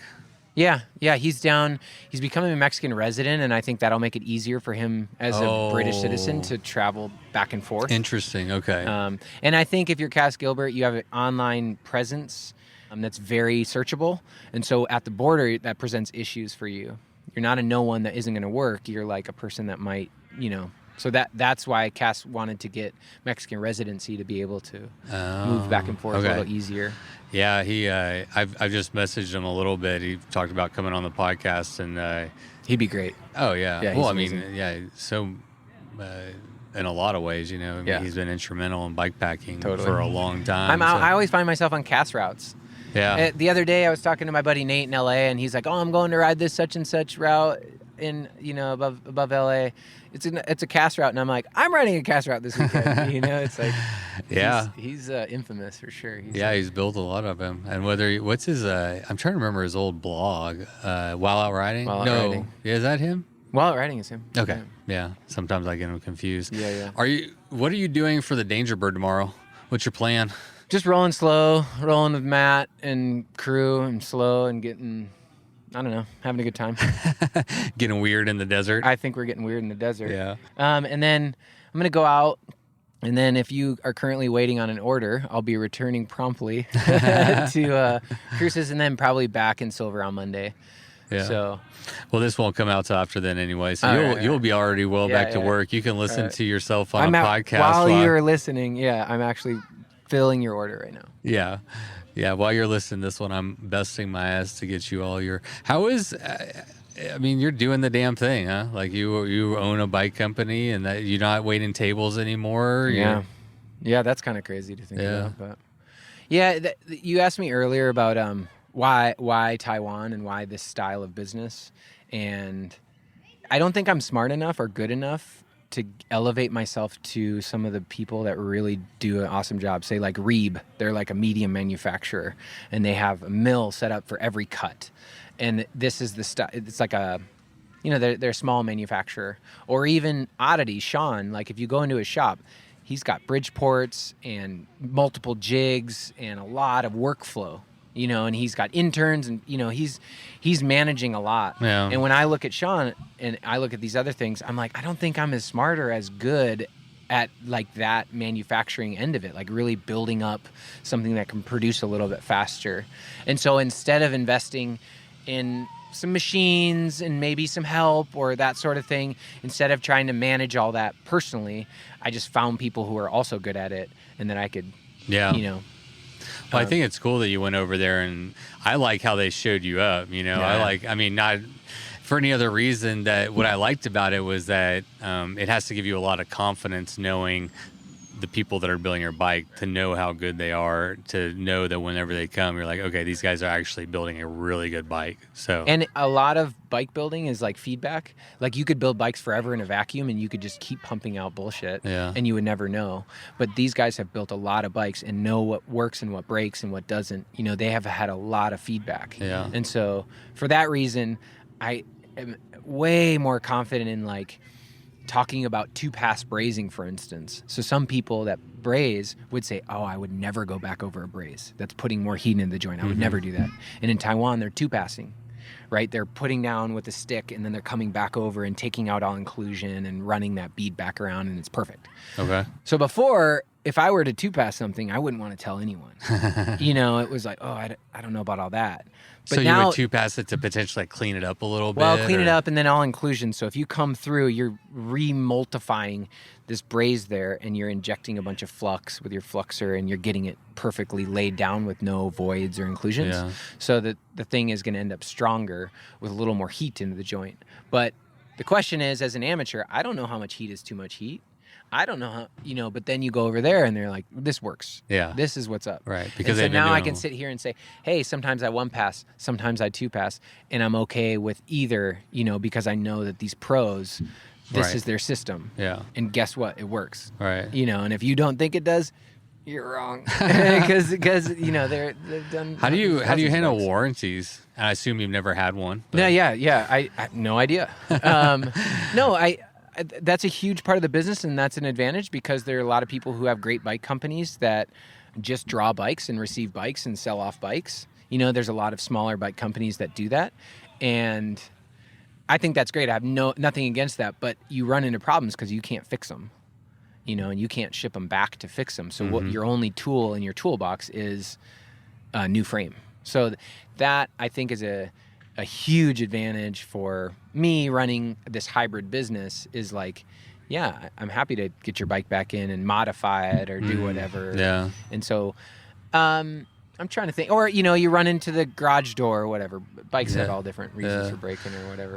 Yeah, it's cool. Do people modify their bike afterwards, or like they like buy a bike and then send it back to you and like, let's do something different, or once in a while, my time is valuable, so I try to discourage people from like, hey, can we switch the head angle? It's like, well, it's possible, but I would rather be talking about a new frame at this point before we invest like $600 in multiple tube replacements. How much of your process, if any, is like customizable? Like specifically for like the hand built ones.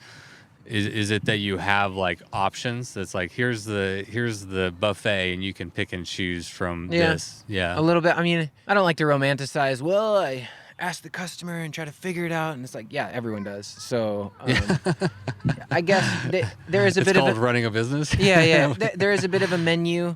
I have my preferences. I like my sliding dropout in the rear, some of this stuff like that, but yeah, people have input. Erica does a really cool job of like doing some like masking work. We have a little vinyl cutter, and she'll do like little detail work and stuff. And sometimes I'll put inlays on bikes where Bailey's has like a Zia that's cut into the chainstay and then filled with brass and then sanded smooth, so the image reappears on what you cut in, kind of with a brass inlay. Yeah.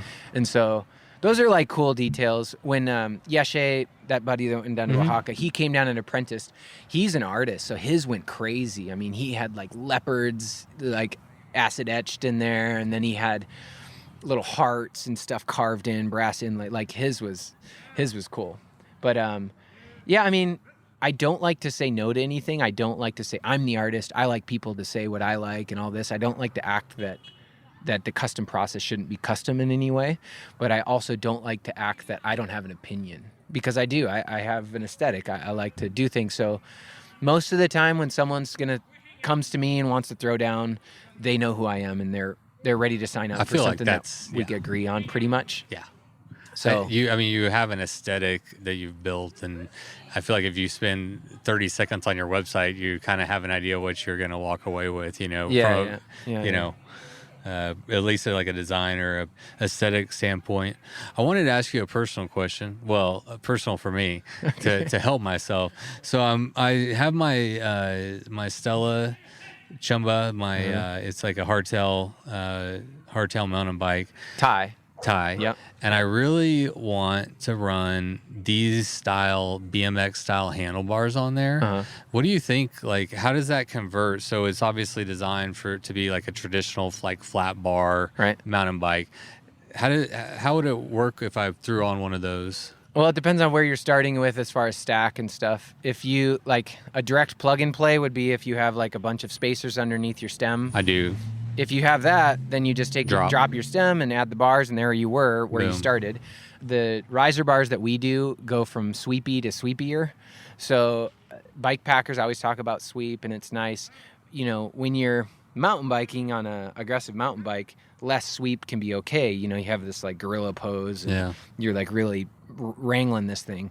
But when you're sitting on that saddle all day, it's nice to drop those arms a little bit and bring your wrists and get everything in line with that sweep. Right. And so that's the biggest thing. The one thing that you want to watch is if you come from, say, a flat bar, which you probably don't run. You probably run like some Jones bar or something. I don't know. Yeah. Well, I had the Venture Max, Ritchie XLs, whatever those are. Okay. I don't know. And then it's like a drop bar. Yep. And then now I got the Velo Orange curvy bars on there. Okay. Which I like the sweep on those, but what I found is like on rougher stuff, the sweep is too much back like this. So whenever you're going forward, you're like having to grip tighter because your hand is kind of sliding. Interesting. So I feel felt like less of a sweep. So now I'm you're more a sweep like expert. Yeah, now you know. Against. Now you know your shit. Now you're. Like... Yeah, it took one ride on. But no, so we just like them a little sweepier than normal. And then what I would say is like the Odd Money handlebars. That's the one I do with Sean Burns Oddity, and that's like a set, but these are titanium because I can, I guess. But so the Odd Moneys have 15 degrees. So if you'd imagine that your aggressive mountain bike starts with about 9 degree sweep. Right. I have my carbon riser bar. I wanted that, the carbon version, I wanted that to be a direct plug and play for full suspension bikes. So that is a 12 degree. So it's sweepier than standard, but it's not quite my Odd Money, which is 15 degree. And then the meal replacement comes back into 25 degree. The meal replacement. Yeah, the meal replacement bar. Yeah. So that's what I want on my like around town bike, Oh yeah. I was looking at someone got me onto it was a Rivendell. Which model? The fuck, my brain is model terrible. Bike or bar? Yeah, of the Rivendell. But or the St. Clem. No. I don't know. It's like a Ben Hancock or something. Okay, all right. I can't remember. That sounds like a Rivendell for sure. If there isn't a Ben Hancock, there probably will be. They're going to come up with one now. Yeah. But no, it was Nick Ybarra. I podcast with him in Austin, just a few. But he had one that came all the way back, that swept like that. And I was riding around. I was like, dude, this is the life right here. Yeah. You got that meal replacement plan. Yeah. So the deal with the big sweep is you always got to watch reach. So that bar that he had is that the Albatross or something? It might be. Yeah, I didn't ask so him, it comes back and makes this right angle and comes to you. And you really got to watch because that thing is going to basically eat up your reach. Yeah. So if you like being in a regular bar and then all of a sudden you start adding sweep, like you just lost a lot of top tube. So some people who are trying to direct plug and play, like they know their fit's perfect. I say, add like 20 mils of stem or something for a mule replacement bar. And the Odd Money a little bit less so, but that mule replacement, once you start adding quite a bit of sweep, then you'll take away from a little reach of the thing. I want to try some, man. How much do those bars cost? The mule replacement's $125. So that thing they're bent in Taiwan and then shipped to me, and then I braise them and finish them. And so that's the more economical. They're high-tense steel, a little bit heavier. They're about exactly what like a Surly Sunrise bar is. Okay. And then the Odd Moneys are 4130 chromoly, and they have a nicer finish. And I always two-pass those because I always want them perfect. And those run $179 for the standard brushed, and then $199 for for the Turbo Midnight, like darker acid etch finish. So. I want to try some. They look cool as Yeah, hell. I that's want the them on my important bike. part. That's the you important know? part. Yeah. They look cool as well. I mean, your bikes in general like look cool as hell. Again, Bailey's bike, the one you sold today, that came out. I mean, they're works of art too. Thank you. They're beautiful. Yeah. Well, do you think so? I mean, do you fancy yourself a little bit of a artist at all? Yeah, I mean, when I'm carving a little brass inlay, yeah, I feel like a little artist, but it's a really gratifying thing to be able to put all the things together, join them together, and then people appreciate it. Yeah, in that essence, yeah, I feel like an artist, and it's extremely gratifying, and I feel super lucky because I'm not that skilled and I'm not that smart, but I just like have been on this path for long enough that like, damn, I'm like, I've got it down and people notice, and so that's really fortunate, you know. Well, it's always cool when you can, you know, do it your way, find a way to run a business and build a bike that is authentic to yourself and the way you want to live your life, and then have other people accept that and also value it. It's got to be very rewarding. Yeah. It's super fortunate. Like I said, there's nothing that's super talented about me. I've been doing it a while, so like that's the lucky Time part. matters. Time is big. Those guys in Taiwan that you went and learned from, I mean, God, the time that they put in to become that good. I mean, time matters. So. One of the guys was called Senior Master. I think he was like late 60s, maybe 70 years old, and he'd always point at his head and tap his temple, and he would go. He wouldn't say anything, but basically what he's saying, like, I'm smarter than you. Because he came up with a lot of stuff in that little shop, like all the racks that hang frames and all the workflow and that was like a lot of the Senior Master was his English translation for me. Yeah. Oh, he called himself Senior Master? No. That was what they called him. That was like that's what they called him. Yeah. Okay. So they probably had it was like a Chinese. I name. think in your bread truck, you should be the Senior Master, or Senior Master. Or I'll be Master of no one in there. Yeah, Master of yourself, Master of your bread truck. Yeah. But I've had a few interns. Yeshe, I keep mentioning him, good buddy of mine. He interned and came down and slept on a thermarest on my floor, and we was just at bike camp, and we rode a bunch. And he was there for a little over a month and made himself a beautiful twin top tube clunker with a triplane. I mean, this thing was... Matt Mason got hooked on that bike. Okay. He saw, because Yeshe's huge too, so it's got 29.26 huge wheels, as well as a huge, so the thing looks proportional, like kind of old school, low slung clunker. When's Matt's bike coming in? Matt's on the top of the list right now, and I'm a little swamped, but he's a sweetheart, so he's not sweating me right now. But and he just won a bike. That's funny, because I came here and it's what's the guy? Say the name for me. I don't know. Blaufemet. Blafemet? God, I'm murdering it. Dylan is his name. Yeah, but, Dylan is the guy's name, but I don't know the. I can't. Yeah, it was a tough one. Yeah. And Matt was like, "It's okay, it's a hard name."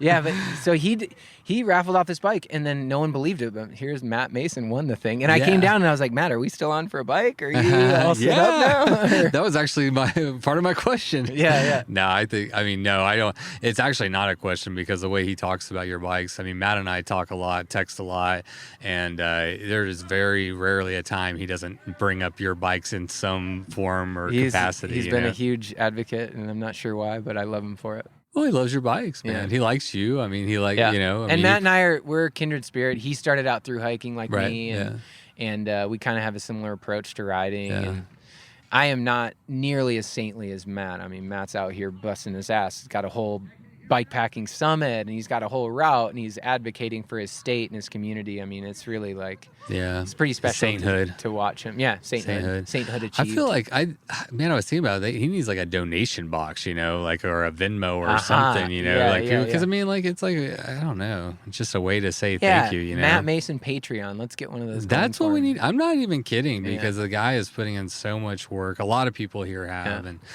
hell, I'm getting paid to be here. I mean, Matt isn't even getting paid. What's his wife's name? Annie? Oh, I don't know. Oh, I think it's Annie. But I went over there, and I would just park my truck over at his place, and she came out, and she goes, "You're Cjell, right?" And I was like, "Yeah, friends with Matt." And she goes, "I know you." And I was like, "Oh, I guess you would." And she goes, "It's so special what he's doing. He's such a great person, And I'm just like, I think so too. But it was really cool to hear his partner just being like so stoked on Matt, and I was like, "You're absolutely right. He's really an incredible person," and it's so just to be around him too. And like when he was on the podcast, I mean, I listened to that without flinching. Matt is really easy to listen to talk, and like Yeah. he's a very warm person to be around. Yeah, I love him. He's New Mexico in general is chock full of some really amazing people. You know, I mean, it's truly incredible. It's why I was excited to come up here and hang out.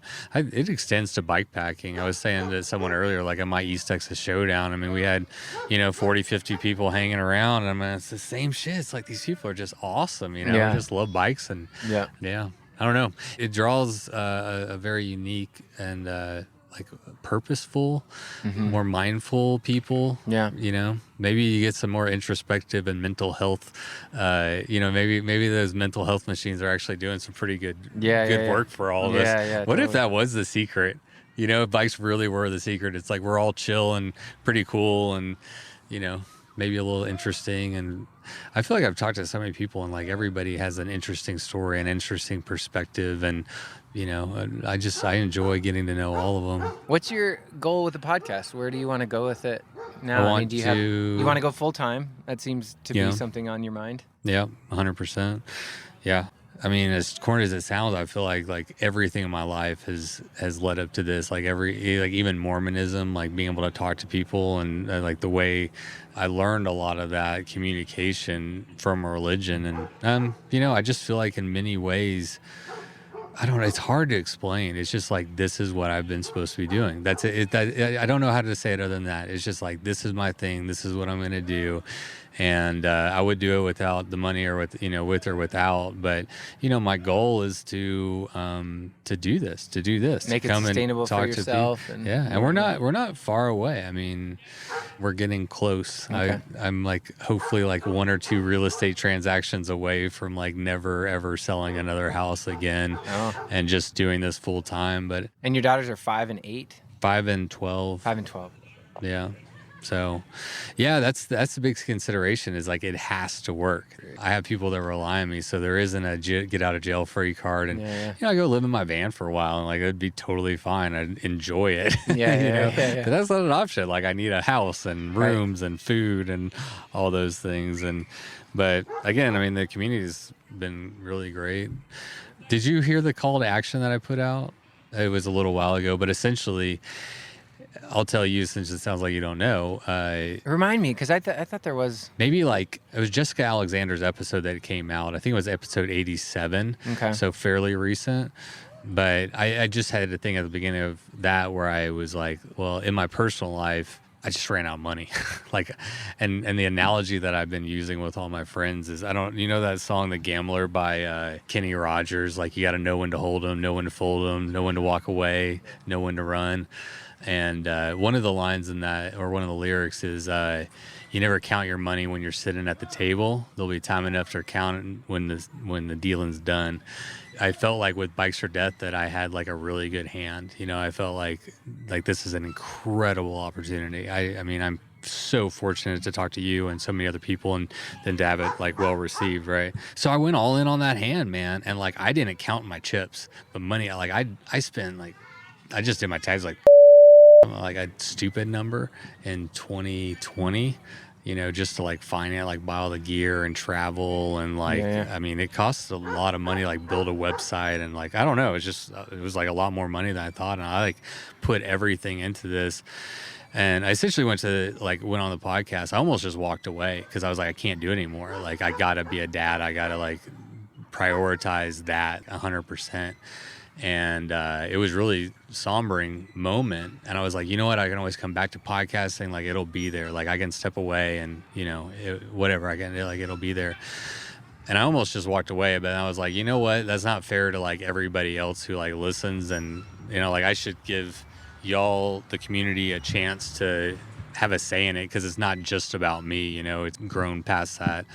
And so I just was like, listen, and I was just like heartfelt the way I am now. I'm like, dude, I've put everything in and I can't do it anymore without help. And if you would like to support the podcast or know like a company that would like to advertise on a podcast or whatever, then, that's what I need. Otherwise I got to just go and sell real estate. So I was just like that. And dude, it stepped up. I mean, I got like 6 advertising partners now. And really, I went from like $400 a month on Patreon to $1,500 a month on Patreon. And I mean, it's like happening. You know? Good. Yeah. Matt Yeah. Mason reached out. I mean, that's why I'm here. Matt Mason reached out, like, based on that. He called me. He's like, dude, I'm doing this. I'm going to see what I can do. And what he did was get the state of New Mexico to pay Bikes or Death to come up here and podcast and bring some attention and awareness to this event and what's going on in New Mexico. So it's kind of a cool segue into what I think is really neat about what's going on in Mexico or New Mexico is how the government is being so supportive of the efforts that are going on here, so much so that they'll pay someone to come in or they'll, do this whole thing, and it's fully supported and kind of in conjunction with the government. And man, to have that in place. And again, Matt did that. Like Matt, the hippie hiker, desert rat guy, but he is the kindest, nicest guy, and just has the sweetest heart. And I don't know, he's an engaging person in a very like soft-spoken way. And I think if it wasn't for him and probably Pablo, I don't know Pablo as well, but I know he was like heavily involved. Like, man, I don't know, probably wouldn't have gone down the same way. Yeah. God bless Matt Mason. Matt Mason for president. We're gonna go hang out with him, aren't we? I suppose, yeah. Well, it was a pleasure chatting with you, sir. Yeah. Thank you so much. Man, I enjoyed it. I mean, yeah, it was kind of fun, wasn't it? Yeah, it's fun. I mean, it's just talking. I'm looking forward to tomorrow night in the desert. Yeah. Are you riding with us? Are you riding with? Yeah. Okay. Yeah, I'm kind of working, but in the nighttime, dude, it's almost like a full moon. Like it's gonna be a good time. Oh yeah, that's right. Yeah. I'm into it. All right. You don't have to do this, but if you want to, I'm trying to get all my guests to say, go ride your damn bike. So you can be like, hey, this is Cjell Monē. Get out there, whatever you want to do. But if you want to. Wait, can I go? You load up your bike. Yeah. You ride away from home. Yeah. Do it. Cjell Monē and Patrick from the Monumental Loop signing off. Ride your damn bike. Hell yeah. All right. Good job. All right, everybody. Thank you all so much for tuning in to today's episode. And again, thanks to Cjell Monē for being so money and coming on the podcast. Seriously, a super great conversation. And I want to follow up real quick on something that Cjell and I talked about towards the end of the podcast, which was figuring out a way to help support the work that Matt Mason has been doing over there in southern New Mexico. I took it upon myself to go ahead and create him his very own Patreon account.